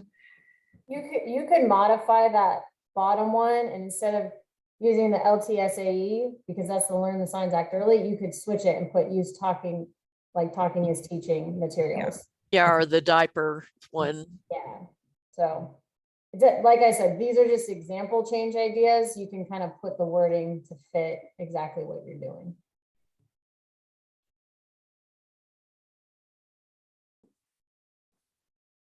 Do you want to use the diaper time? Yeah, I think everybody seemed to like that. Was that from Talking is Teaching, or was that from another program? This is Talking is Teaching. I'll send you the link. Okay. And in the chat. They do have two versions of this. They have one that's math oriented and one that's literacy oriented for the diaper time. So whichever one you want to use, or if you want to use them both. But yeah, technically they have two. So yeah, see, they have that one as well.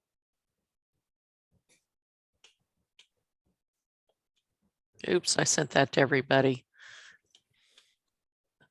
I hope that's just everybody in here and not everybody in all of the, okay. I thought, oh, I hope that's not going to all of the different rooms. Then why is this change selected?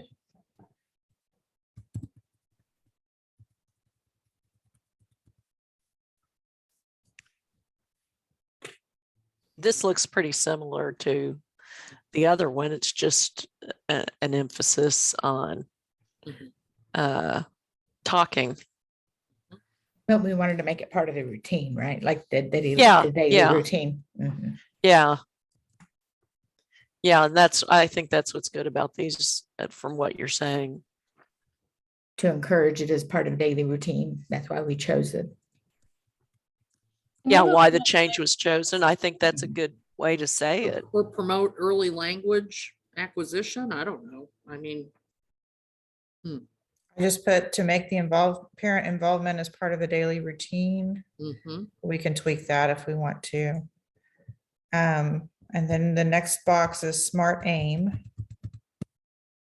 So we have to be specific, measurable, timely. I can't remember A. Realistic. And realistic, what was the A? Achievable. Achievable. Yes, thank you.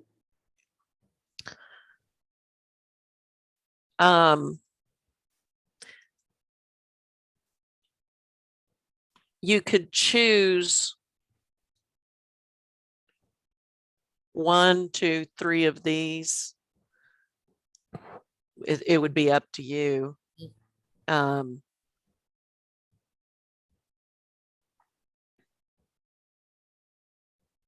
more often we ask that question, the better, but I'm concerned about your burden too. I think just starting with 1 would be ideal.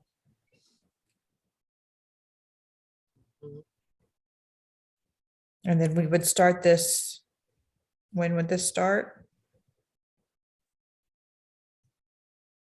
Well, it'd be early February. They want our plan to be finalized is what I heard. So like March 1st or mid-February we would start, or? The ETO touch point would need to be updated. And so that process is going on. So yeah, toward the end of February isn't that right, Helen? That's right. I think usually it takes us a couple of weeks after the learning session. So I'd say probably February 15th would be the earliest. It'd probably take a little bit longer than that. So somewhere between like February 20th and 28th to have everything up and running.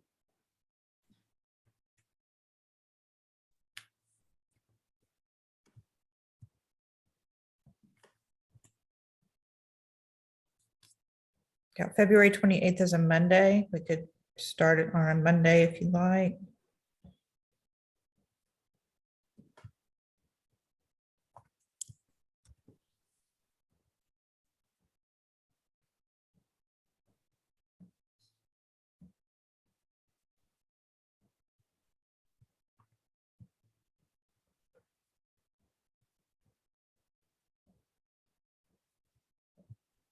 That makes sense, Michelle. I think, for most of us, doing the Monday through Friday, visits, starting it on a Monday versus like the 1st of March, it's going to end up being starting on a Tuesday.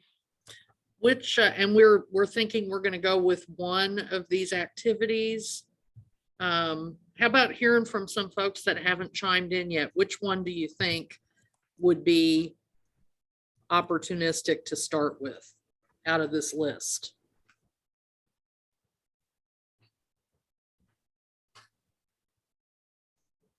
I would say maybe set a routine with your child. And that way we can kind of just incorporate some things that they can do with their child, as part of that routine that engages the parent. I like that. I like it because it can be for any age, like you can pick something for any age. I love the diapering, but for the 9-month-old that won't let you diaper from, maybe we'll find something else for that, but I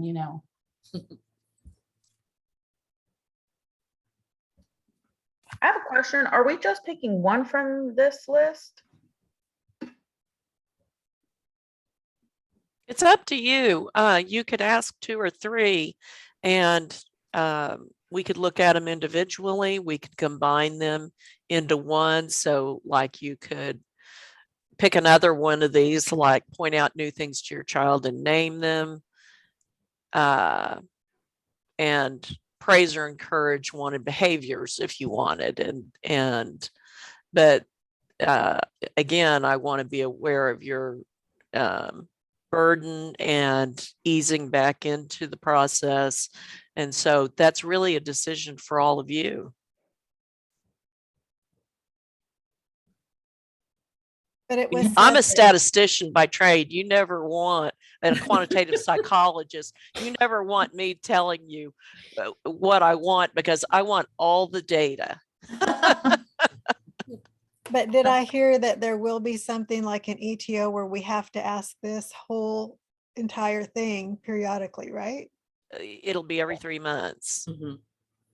But so we're talking about something that would be asked once a month or every other visit, just whatever you decided. So what I'm hearing you say, Lisa, is that although we want our families to be knowledgeable and engaging in all these behaviors, we're really going to be measuring the one that the team chooses. That's really the only one we're going to be measuring. Not to say that we wouldn't want to also continue to ask the parents, are you doing these things? Sure.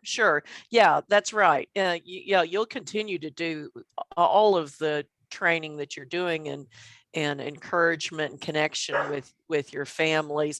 This is just asking about these specific things and to give us something to measure that if we're looking at set a routine with the child, what are we going to measure so that we can get some indication that there has been a routine with the child.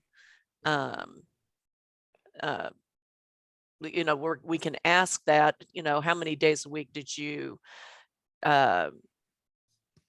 use a regular routine in the morning or before bedtime? However you wanted to word it. So Helen, is there anything you wanted to add there? No, I think that covers it, but just to reiterate, it is, these questions, like we said, every 3 months, all families are going to be asked to complete them. But if you want to more regularly ask your families about one specific behavior that you're trying to improve, then that would be something that just your program would do. So you could ask, how often are you reading to your child? And you could ask that every visit. You could ask it once a month, whatever frequency you want. That would be separate from completing these 15 items every 3 months.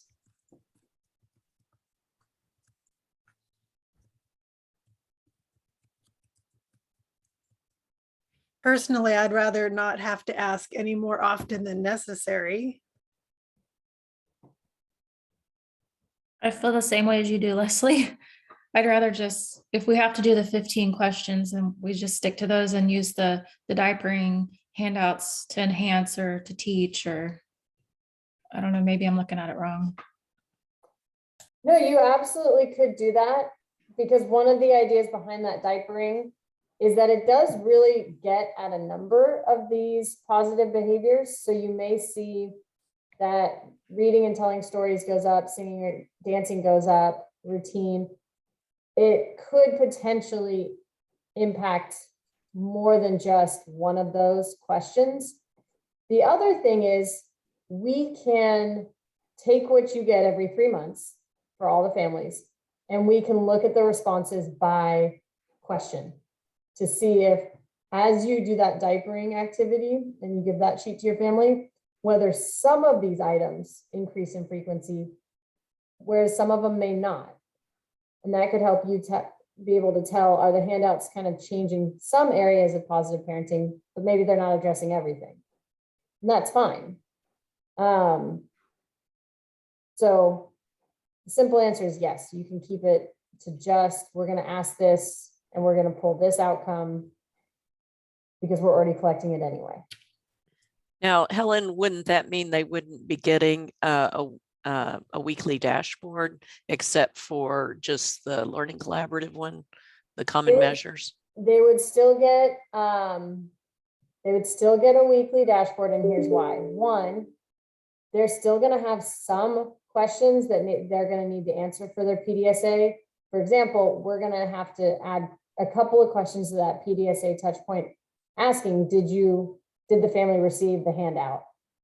And whatever disruptors you identify, maybe the family doesn't read the handout, that's a disruptor. So you're still going to have to go into that touch point and answer those questions.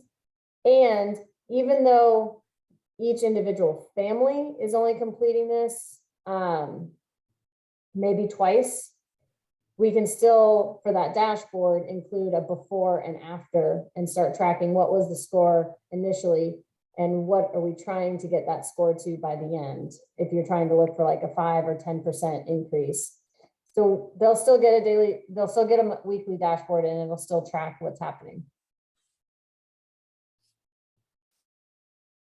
So I think because you're getting close on time, probably what would be helpful is to think through the SMART aim and write it down. I don't know, Michelle, if you had started to write that down. I know Michelle's got a copy going at the same time that Lisa does. Yes, I've been jotting down some things and working towards the SMART aim. We just need to figure out how much we want to increase involvement, what our timeline is. I think we've picked the activity. So just a few more things to add in there.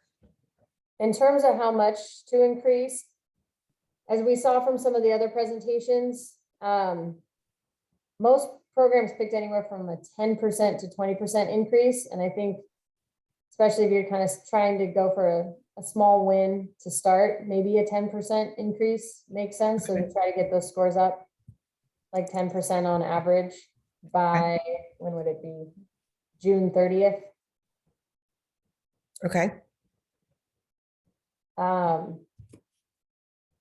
And then your outcome measure would be the Learning Collaborative touch point, where we're collecting the positive parenting behaviors. So those promotional behaviors.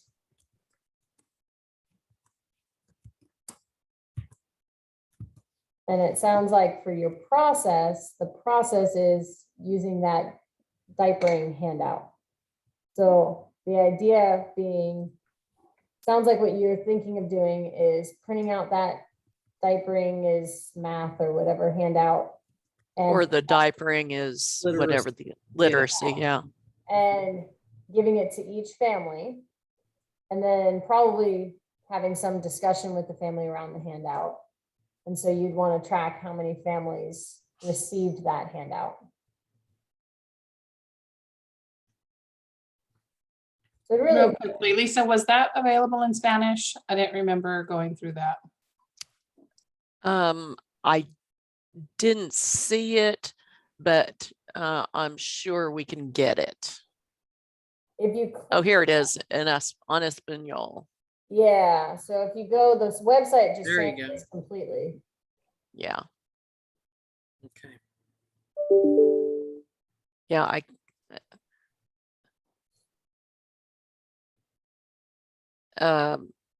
I don't speak Spanish, so I'm guessing what is what.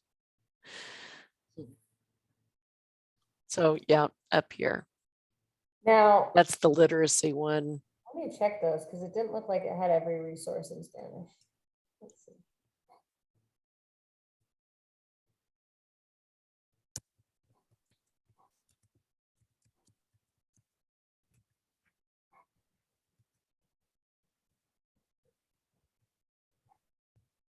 I see Catherine asked if it was available in Zomi. I was gonna ask that, but I would be surprised. Yeah. I don't know what that is. Zomi is one of the Burmese languages. Oh. I learned something today. Didn't Tulsa Cap, they have a Zomi speaker, but I don't know if they used any of these forms in Zomi language or not. They did not. Nobody has used the Talking is Teaching yet. So they Okay. took that positive parenting handout. And those two, that handout they translated into Spanish and Zomi. But for this, you'd have to check to see what was available. And I feel like it's not. Let's see.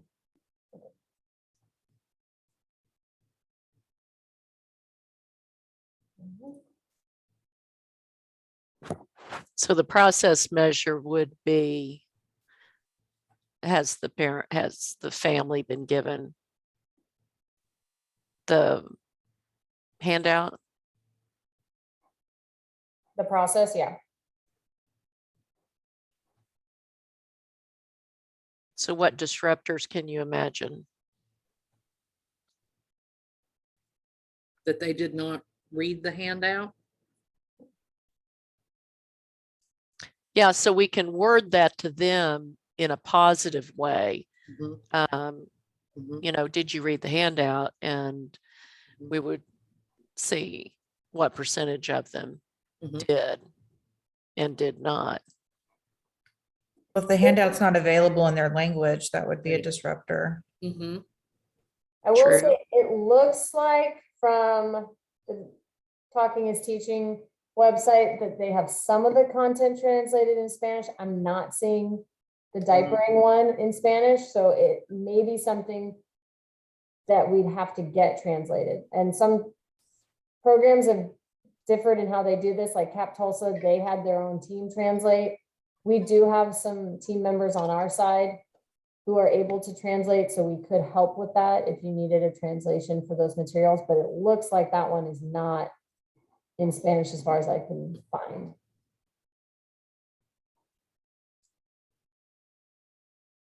Well, we've hit a disruptor.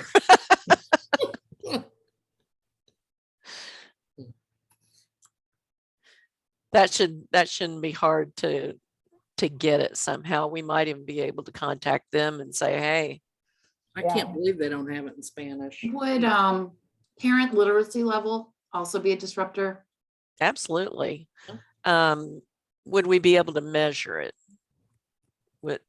because there could be some embarrassment or shame about Yeah, that. I mean, we do have a tool. Nurse Family Partnership has a tool that we can Okay. use, but But it was that just a might thought. be adding to the burden. So Right, because I mean, you can take the handout and be like, okay, yeah, sure, and not use it because you can't read it, but you don't want to tell your home visitor. right. So you don't have to have multiple disruptor measures if we want to keep it real simple.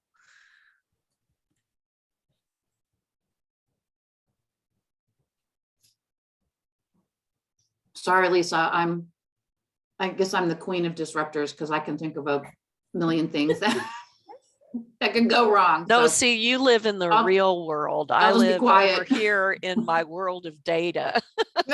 Okay, well, I'm gonna shut up. No, don't, please. You educate me every time I meet with y'all.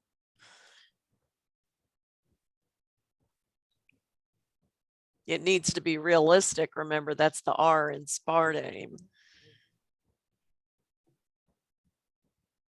Yeah, the reason I said keeping it simple, I wasn't saying there's only going to be one disruptor. Sure, there's going to be a bazillion, but which ones are you going to have your people, your PEs answering at every visit or whatever, or once a month, however often you're going to do it, or weekly, I guess.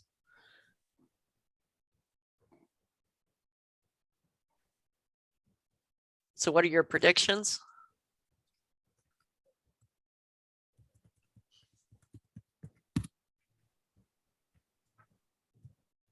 I guess our predictions are that family involvement will increase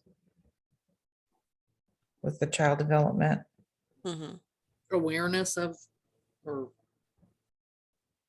I can't remember what we can see if these will, do you want to predict that any particular one of these would change more than the others?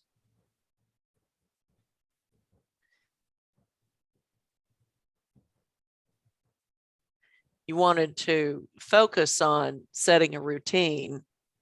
So Yeah, that's the one I kind of lean towards, is that it will become part of their routine.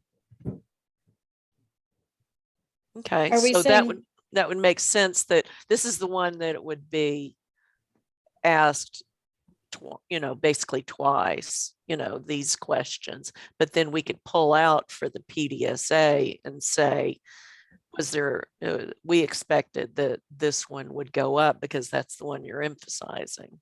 Right. What were you going to say?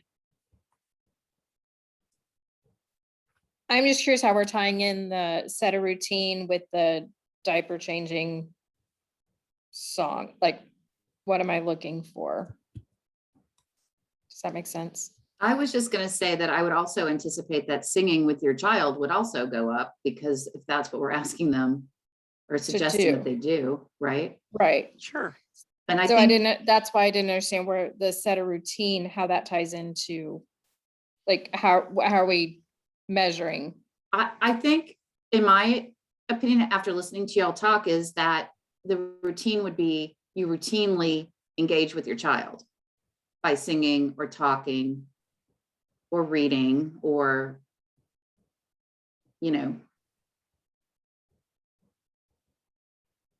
I mean, Michelle, I think was that kind of where you were going? I was just kind of thinking that the routine would be like, diapering as part of our routine. So I'm going to incorporate, some sort of developmental activity into that routine. Right. So that it's reoccurring all the Right. time. Right, exactly. Would we put like a time measurement on that? Like, I get this accomplished once a week or twice a week? That's right here, that they're asked When to you say ask they them never, how many times did they in do a it? week. Oh, okay. Yeah. And then they say never 1 day a week, 2 days a week, 4 to 6 days a week, or every day. So if you're doing 10 or 12 diaper changes in a day, does that mean, like, when they say I did it once, I did it 3 Every day. days, does that mean I did it 3 times, once each day, or I did it, 10 to 12 times? We have each- no For 3 idea. days? And Right. it'd be, and it not just focusing on diaper time, like you said, if you've got a kid who is precocious and is potty trained early, it's not going to be focused around that activity. So the potty training is just a suggestion, and then what you hope is that the families will go from there to incorporate engaging with the child, communicating with the child in other activities. So like singing or dancing with your child, I would expect that to go up. And I would also expect point out new things to your child and name them to also go up. I don't know what y'all think. But if we're encouraging them to engage, starting with the diaper and then the routine, like using my story where I basically just talked my poor child's head off, that was part of the routine, right? I would drive to the grocery store, I would talk to him. I would make dinner, I would talk to him. I don't know, is that kind of conceptually where y'all are going?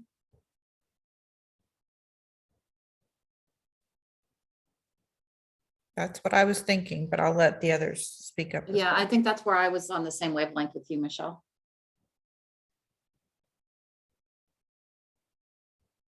That's what I was thinking too. It kind of just shows that you can incorporate these things into everyday activities, not just diaper changing, but like if you're cooking dinner, you could be telling them what you're doing. Just it shows that you don't have to take special time to do these things. Just make it a routine to do it while you're ready. Bath time, it could be, I always sit and rock when I'm getting ready to feed them. It could be anything, really. That's the generic, the niceness about it. It's you're setting a routine and it doesn't have to be a specific task around that routine.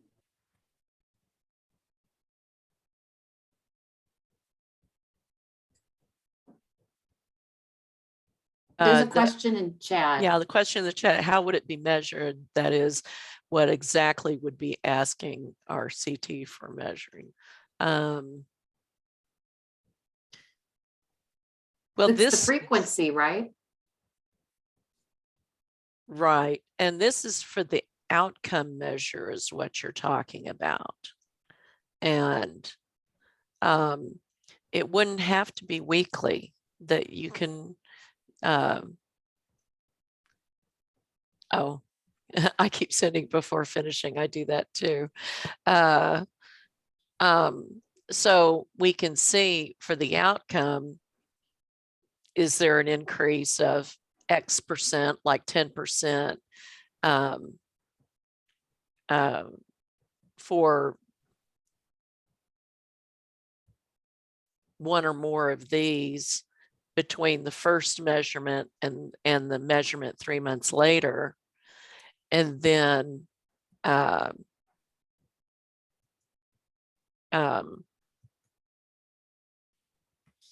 and that could be it for your outcome measure. So that's why this is good discussion to have about between what you're doing with encouraging, incorporating. Basically, you're encouraging communication, and you're encouraging the talking and the singing with the child. Where's it going to show up when we measure? So that's a real important connection to be talking about.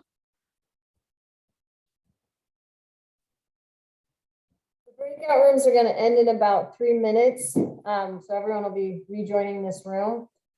I know that you're still easing in to all this planning. What will happen is when everybody rejoins the room is you'll at least start to go through. So maybe Michelle or whoever wants to start talking through that PDSA template and kind of what you've planned so far. And then usually what happens is this is about how far some programs get. Others may get further if they already had a plan in mind. Over the next week or two, trying to finalize that plan, complete the whole PDSA template, and also that change theory diagram. So you have a visual depiction of it as well. And that'll start you thinking about exactly what steps you need to take as a program to be ready to roll this out in mid-February. So what'll happen is we'll follow up with you and we'll get your PDSA template, we'll get your change theory diagram from you, and then we'll schedule a call where myself, Lisa, and the supervisors will all sit down and talk through what your plan is. And then we'll make sure that we know exactly how we're going to measure everything. Anything we need to add to ETO, we'll show you how that's going to get added and where. And especially for your program, since you're easing back in, we're going to do a lot more overview with you of what's happening and how it's happening so that you're familiar with the process. What you want to think about is if you're going to be kind of the exact steps. So you've identified the handouts you want to use. Part of the step is you have to print out those handouts. Then maybe there's some discussion that you plan around how do you talk to families about the handouts? Is there like a set speech you use or script or something so that every family is getting kind of the same information around that handout and then tracking who's getting the handout, how's that going? Are there disruptors? That's kind of the general process that we're talking about.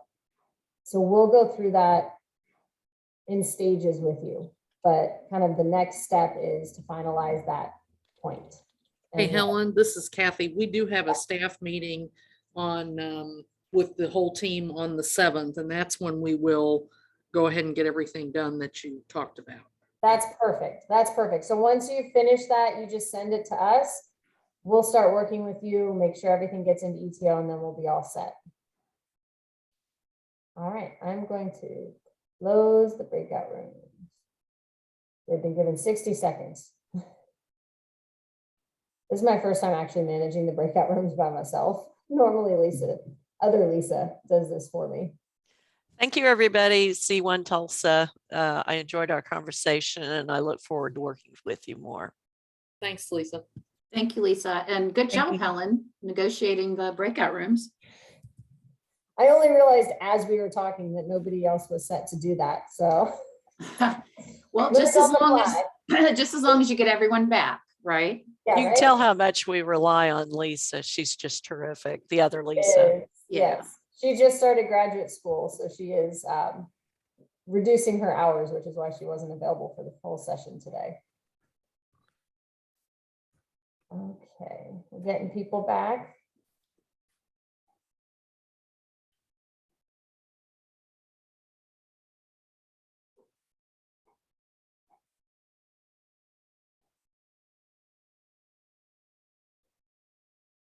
For those of you joining from the other breakout rooms, just want to say what we're going to do now is take a short break. When we get back from the break, we'll have the supervisors go through the PDSA template, what progress you've made so far, if you've started working on your change theory diagram, presenting that. So let's see, let's take a 15-minute break. So we'll come back at 2:45 and then we'll do those presentations. And I'll be here if anyone has any questions in the interim, but you're welcome to take a break.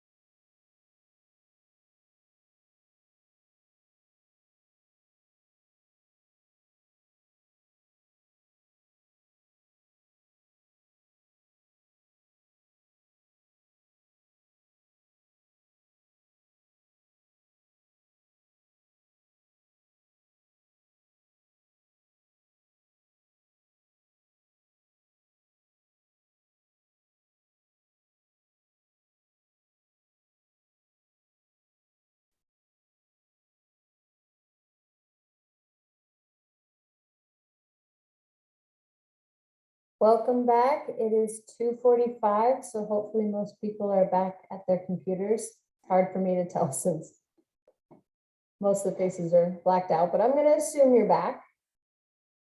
We're going to go ahead and wrap up for the day. So the last thing we want to do before we end is to get some insight into the projects that you're planning to do for this next round of PDSAs. So what I'm going to do is call on the supervisors for each program to just walk us through how far they got with their PDSA templates and change theory diagrams if they've started putting those together. You're welcome to share those materials on screen and talk through them. If you haven't gotten that far and you just want to talk through what your general plan is, you can do that as well. So we'll kind of go in the same order as before. Amy, for Bethany Public Schools, you want to start? Yes.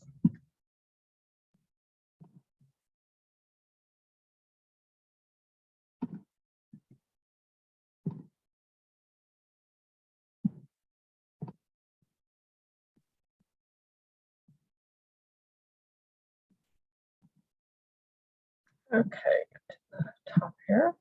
Okay.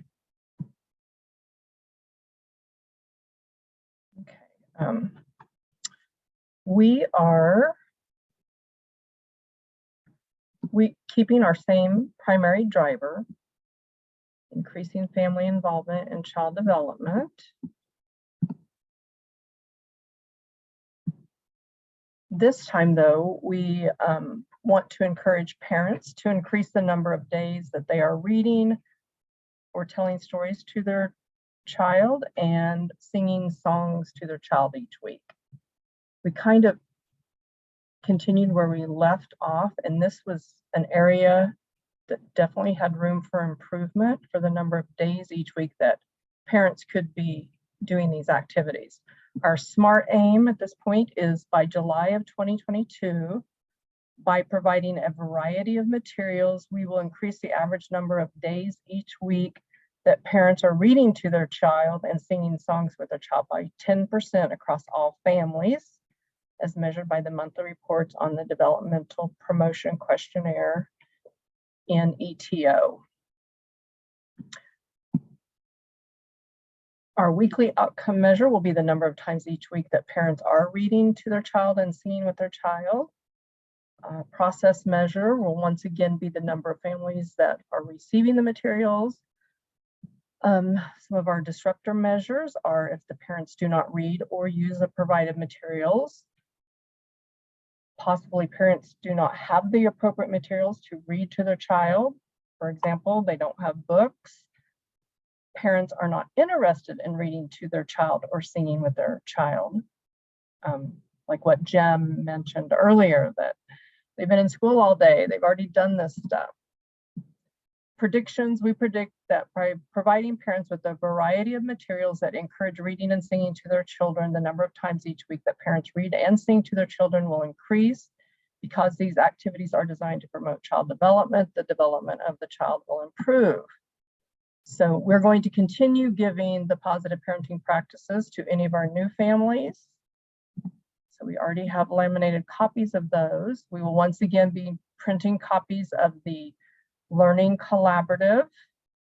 We will have to print new copies of the PDSA. That will change. We haven't quite decided all the materials yet, but what we're thinking, we would like to check into the Talking is Teaching program to see, to maybe use those materials, and also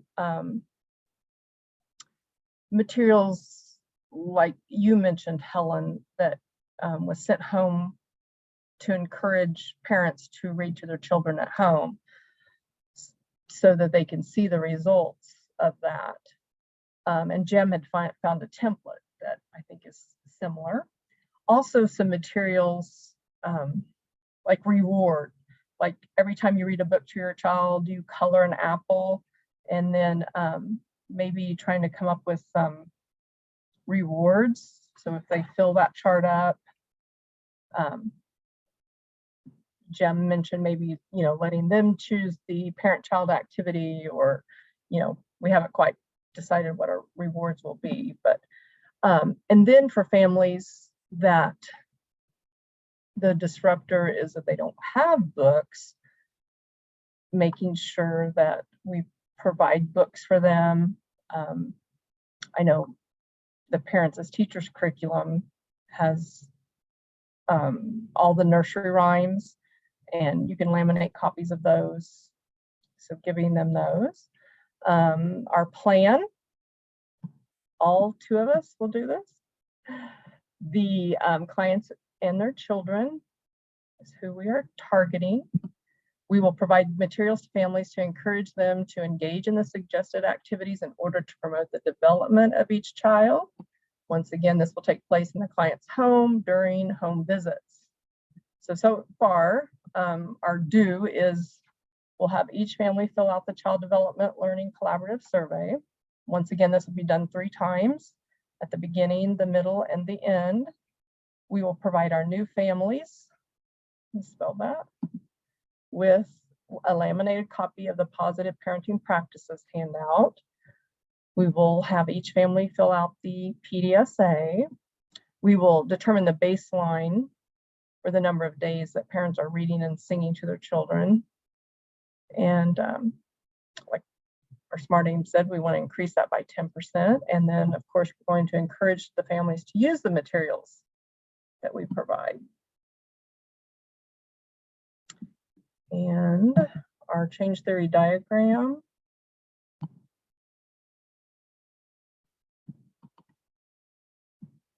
At this point, we are wanting to increase the number of days each week that families are reading and singing with their children.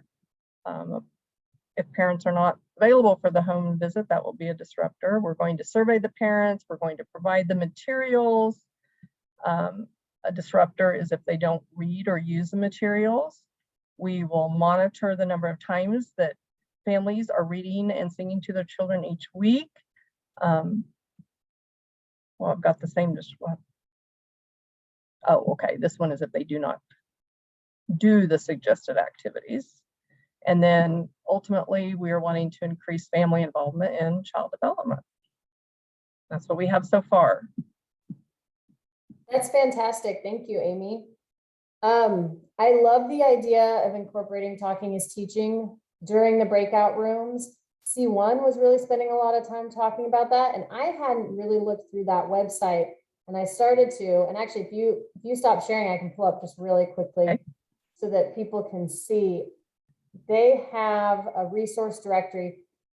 I will say what we found out is more of the resources are in English than in Spanish, but they do have up here, you can translate into Spanish, and some, but not all of these resources are also in Spanish so far. But they have different, actually, let me go back. Let me show you, this one might be. They have different tip sheets. So this is for talking, reading, singing together every day. And it has tips for families, what to do if you have an infant, what to do if you have a toddler, how to talk to them, how to do reading and singing. And they try to make it more of a routine. So how to build it into your existing routine. And they just have a whole series of handouts that are probably quite helpful for some of this, so that you can go through the website, look at it.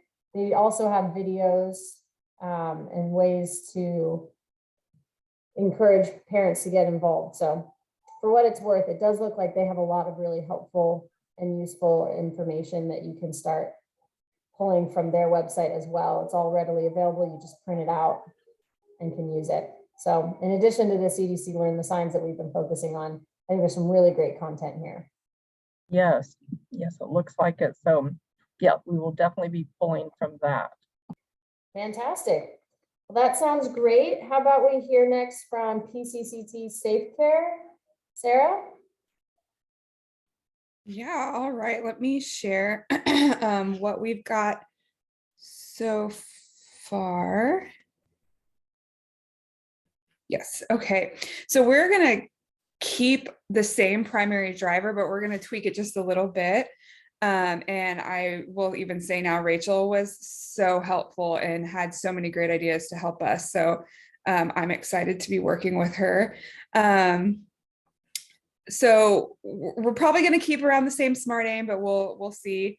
So for weekly outcome measures, now instead of the last round, we just kind of looked at we collected the positive parenting questionnaire and then the collaborative questionnaire every 3 months.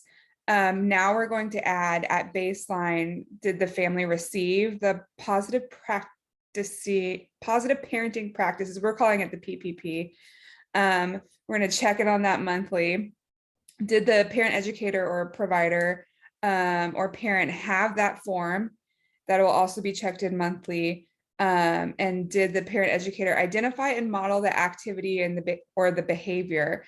So what we're thinking is, so to maybe this is more helpful to talk about the process measures. Parent educator is still going to provide that information regarding the CDC developmental milestones, either through introducing the app or the printed material booklets that we got through the CDC if they don't want to put the app on their phone. And then our parent educators are going to provide these parents with the PPP form, and they will identify activities that the families want to engage in on that form. And parent educators are going to model the activities just like we would kind of do in Safe Care with how we model PCI and health and all of that stuff model. So say we're talking with the family and they choose to do singing or any kind of interaction, the parent educator will help model that, walk the parent through what that could look like. So maybe not necessarily something concrete like, oh, I have to sing Twinkle, Twinkle, Little Star with my child every night, but it's when we're cooking or when we're watching a TV show, we sing together, or we do these things. So we're going to make it more of a concerted group effort to kind of model those behaviors. And so we'll kind of track all of those things monthly. But then the positive parenting questionnaire that already exists that we use in the last round, we're going to move that from doing that monthly and doing it every 3 months, just like the collaborative one. And so we're keeping possibility of the parents canceling the visit as a disruptor measure, but I've also changed a disruptor or added that either the parent misplaces the PPP form that we're providing to them to indicate what they wanted to do that. And we're going to follow up every time, most of the time when we go. I can't remember, monthly, when we identify those behaviors, parent educators are going to follow up with them. So, and identify each month a new activity to work on. But if, a parent educator shows up at the home or virtually and the parent has misplaced the form or we forget the form, we're counting that as a disruptor measure. I don't think I've really, and then past that point, we haven't really gotten anything else finished, and I haven't worked on the change theory diagram yet. So it'll just be a little bit of tweaking, I think. That is a great start. And I was thinking about it during the break. I'm not sure how long you're going to be supervising both Safe Care and PAT, but LCDA has shown a good example of how to have both programs do the same PDSA to keep it a little bit more straightforward. To the extent that's possible and the providers are interested in that, you could kind of join forces and do a combined project this time. Yeah, we actually kind of I discussed that with another with Kelsey, who is in Safe Care. We said, what if we combine the two programs and see where that goes? So that's definitely an idea I'm going to pitch to PAT on Monday. Yes, I just think it might make it a lot easier for everybody, but certainly yourself, to not have to create two projects and track different outcomes and process measures and change theory diagrams and all of that, especially while you're overseeing both of them. So to what extent you want to do that, I think that would be great. Yeah, I agree. Perfect. Well, thank you so much for sharing, Sarah. Okay, and now we will turn to LCDA and hear what they're planning to do.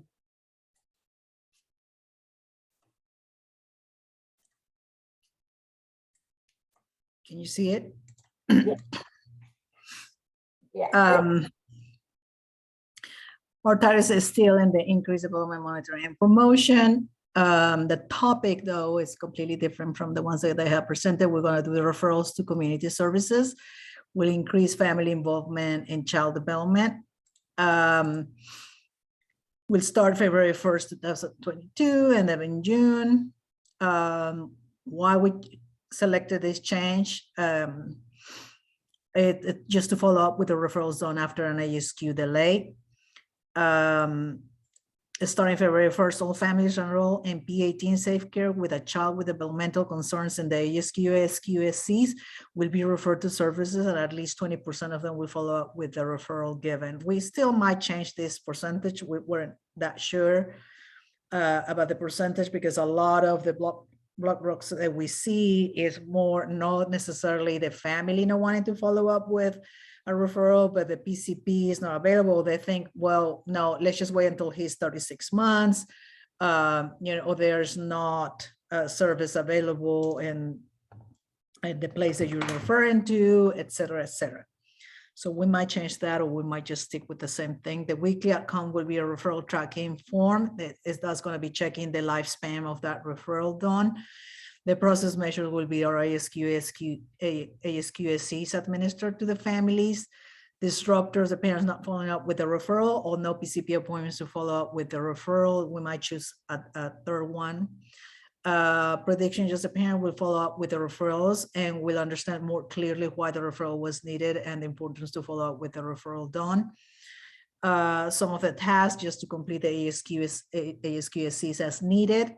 Share the results with the family. We're going to add another component with all about the screenings handout the ASQ website has. We've never done directly that. We'll complete a referral tracking form and we'll follow up with the referral tracking. Who's going to be doing that? The PAT and safe care providers. All families enroll in PAT safe care with children that have an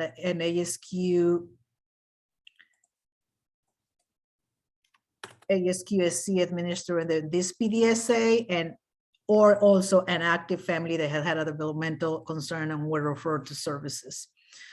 They will be completing the learning collaborative questionnaires. We will be administering the ASQs as scheduled, and if there is a developmental concern, they will refer the families to services and follow up with that referral. A client home or the virtual, or either by virtually or physically, and we didn't finish much of that, but I do have the change theory. Let's see, where's that?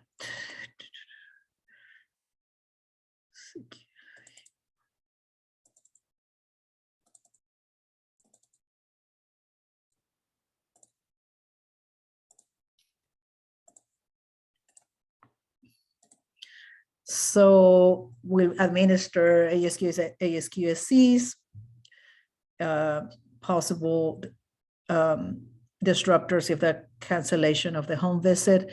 If there's a developmental concern, refer a family to services.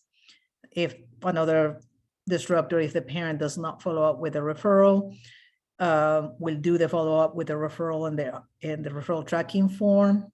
If there's not appointment with the PCP, is another disruptor, and continue following up with the referrals done, and hopefully, we'll have an increase on families following up with the developmental referrals. That's it. Thank you, Patty. I'm excited to see this one. We haven't had very many that were focused on developmental screenings, and I think that that's a great focus for this round, and is also a good example of pulling administrative data, what we already are collecting, try to reduce some of the burden on the providers, and just kind of improve processes that way. So I'm excited to see how that goes. Thank you. Wonderful. All right. We have Cap Tulsa next. Okay, so let's see.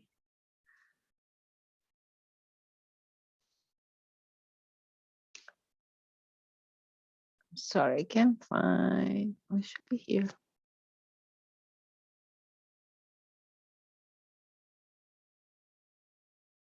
I don't know where it is. It's lost. Let me find it. Oh. Okay, it happens. There you go.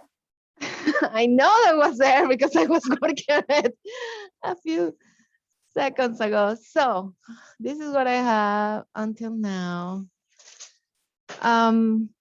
So we decided to keep the same PDSA with some adaptations. So we're gonna keep the same SMART aim, which is increase the average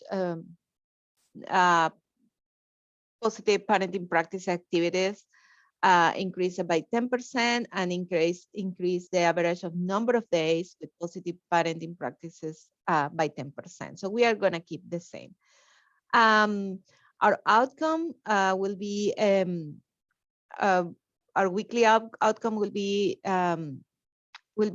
increase the average response of positive parenting practices every week. So it's the same. What we are going to be changing is the process measure. So the idea now is that we are going to do our weekly process measure is tracking which of the 3 positive parenting practices that we are working, which is reading, singing, and meal together, proposed PE discussed during a visit. So every during the visit, so we decided that March and April, we're going to discuss singing, and then February and March, and then April and May will be reading, and June and July, the meal together. So in the process, we are going to just have a differentiation on what of the 3 are going to be, the parent educator will be discussing during the visit. The disruptor, we just tweak it, make a couple of tweaks. So we took some out that we didn't use, and the parent educators decided that this is what mostly is happening. Conflicting schedule, no interested, illness, and literacy issues. And we are going to add a blank option for others. So we're going to play with that, and Andrew have an idea. So I don't want to spoil his idea, so I'm not going to say anything. But we're going to have a blank for others.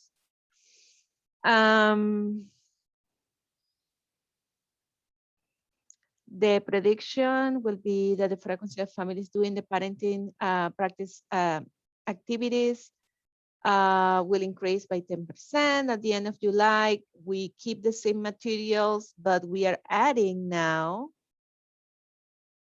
this one, talking points and a bank of positive parenting practices idea. And this is, we're going to talk about that in the do part, but I think it's great that we're going to add some extra support for the parent educators during, so they can talk during the visits about the parenting practices.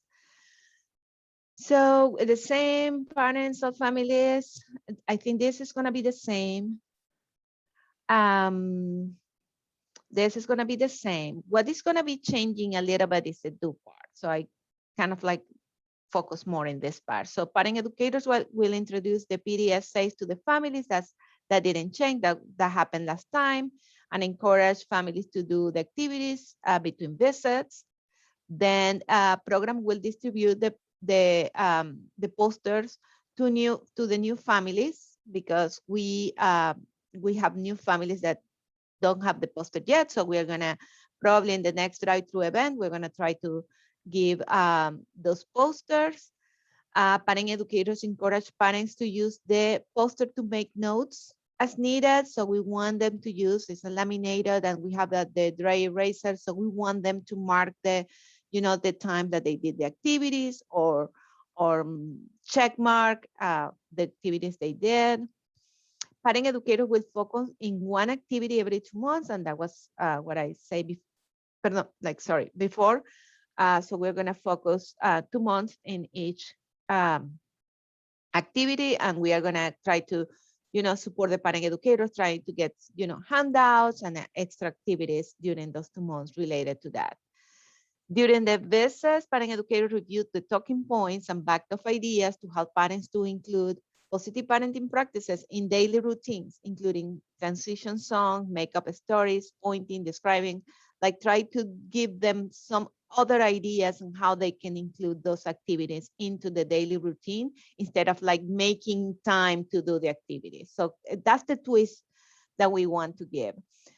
Parent educators follow up with families to ask how many activities related to family meal, reading, and singing were completed during the last week.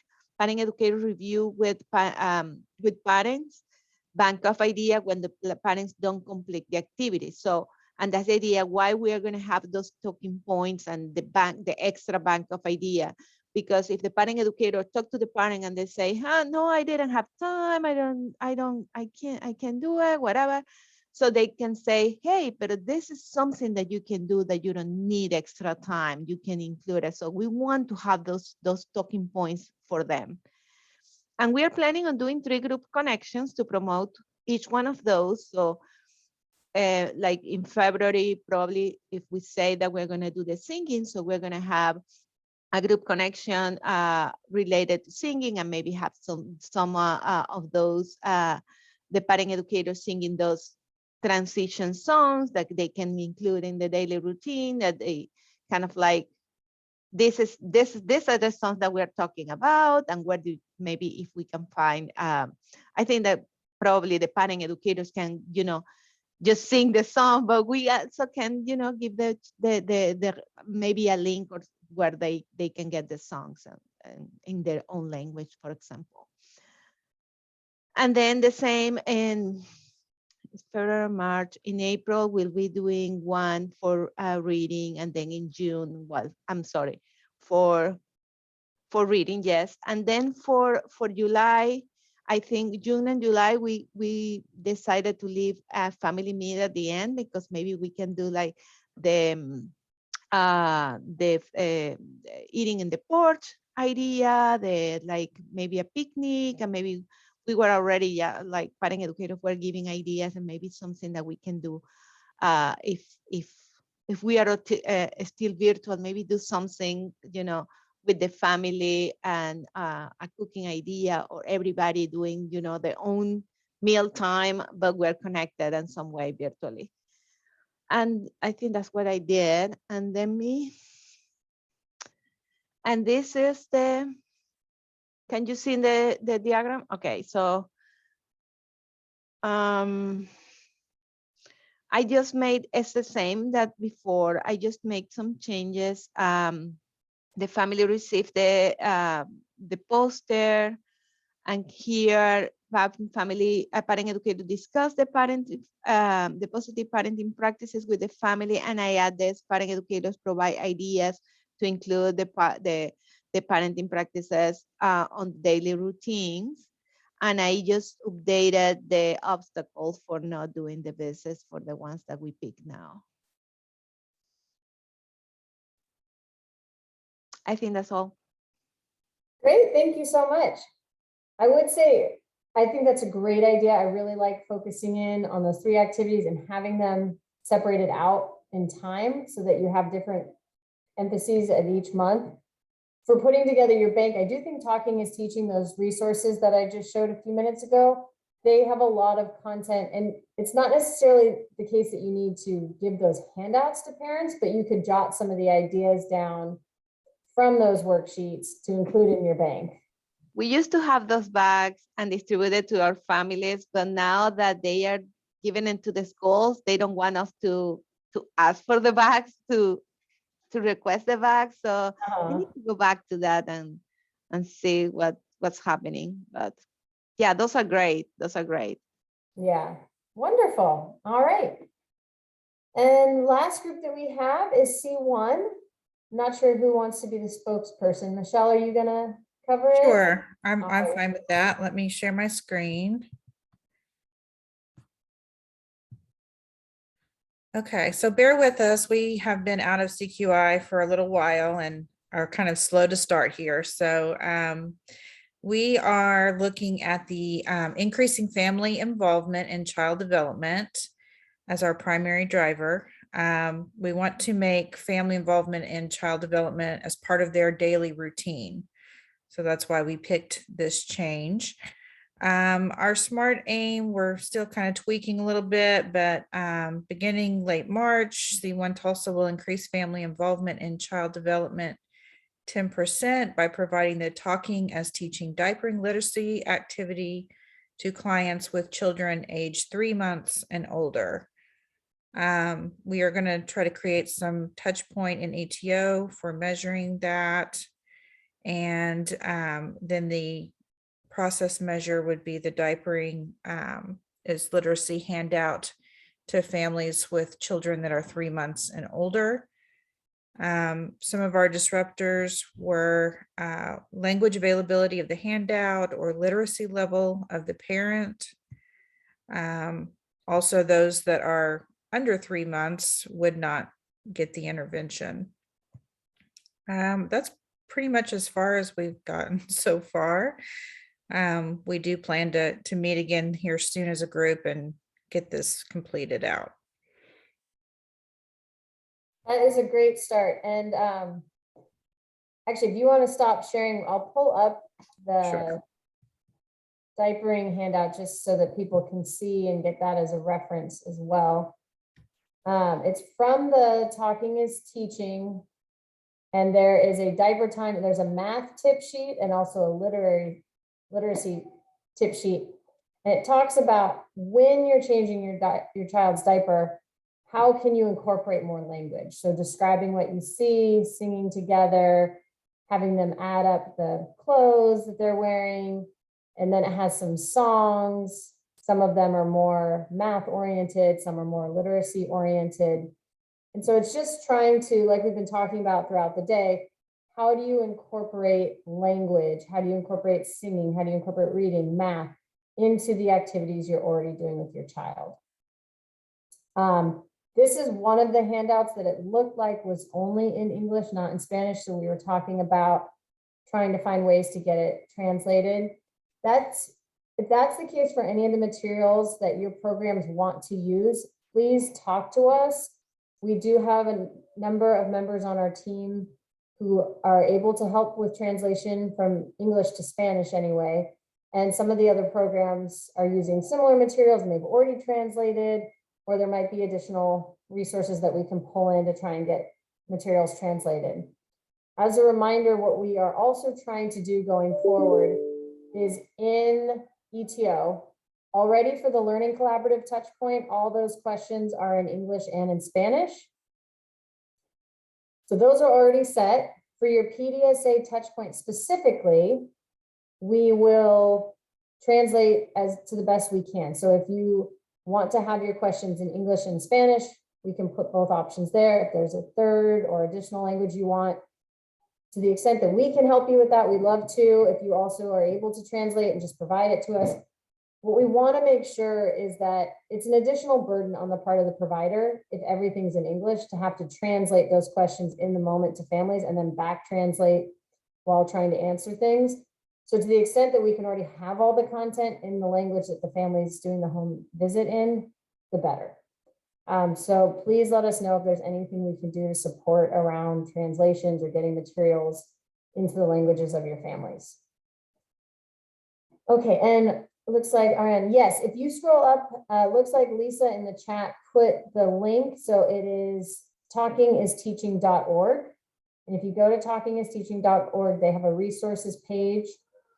Those resources will be in English. They also in the top right-hand corner have a Spanish translation so that it translates the site into Spanish, and some of the materials and some of the resources are already in Spanish, but it doesn't look like they've translated everything. So there might be some limitations about what's available in Spanish. All right, and I'm just going to finish up by pulling up our timeline one more time. and talking through it.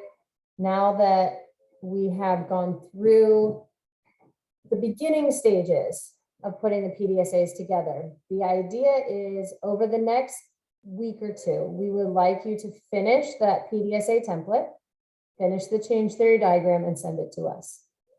What we will then do is put together a list. We'll look at what's already in ETO and what you still need in ETO. So if we see some questions that you're asking in your PDSA template or some measures that you're wanting to track that we don't currently have in ETO, we'll start making a list and then we'll work with you. We'll send it back and forth with you. We might even jump on a Zoom call to talk through exactly what you need in ETO to get started. Once we have that list and you've signed off and said, yes, this is everything that we want added to ETO or everything you want changed, we will send it to Anira. She'll make those updates and she'll let us know as soon as it's ready to go live so that you can start collecting data. The learning collaborative touch point is already ready to go, with the exception probably of C1. So what I'll have to do is work with Anira to make sure that it's also activated for C1 programs. But nothing's really holding you up from collecting the learning collaborative touch point. If you wanted to start that right away, again, so you get kind of a baseline of where families are at in February, then once your PDSA touch point is ready, you can start collecting that data as well. Once everything's entered into ETO, our data analysts will start pulling out the data and creating those data dashboards, and we'll send them to you, and that's when we'll start talking through, are we missing something? Are we measuring everything correctly? And that will be sent out on a weekly basis once they're created. Probably early March is when those data dashboards will start going out. And then we will have a monthly learning collaborative call in February. So we'll continue to have those every month where all the supervisors get together with the analysts and with the OU Health Sciences team to talk through how progress is going. And we will start rounding calls also in February. So some of you will meet with us in February on an individual program basis, and some will start meeting with us in March. Okay. What questions do people have as we're finishing up today? Just to confirm, Helen, so for the Learning Collaborative, is that every 2 months or every 3 months? It's going to be every 3 months. Every 3 months. And ETO should have alerts, and I will check in with Anira to make sure that those alerts have been set to go off again. So for some of your families, if they just got, some of your existing families, if they just got a learning collaborative touch point completed, they might not need one until a few months in, but any new family, they'll need it right away. What other questions?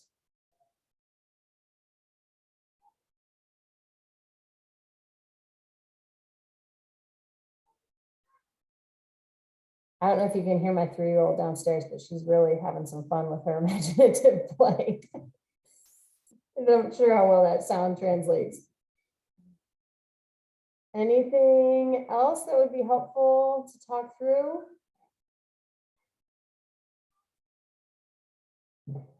Okay.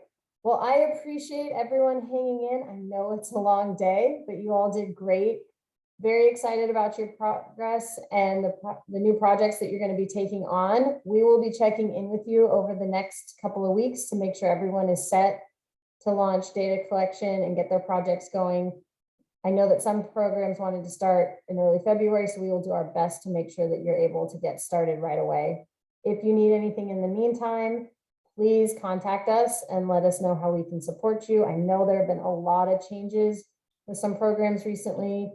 Staff turnover, programs changing, supervisors changing. Anything we can do to help and support and make this easier, please let us know. And I've enjoyed seeing all the little kiddos that keep popping on the screen, by the way. They're very sweet. And have a great rest of your day. And we will check in with everyone in February. Bye, everybody. Thanks so much. Bye, everyone. Thank you.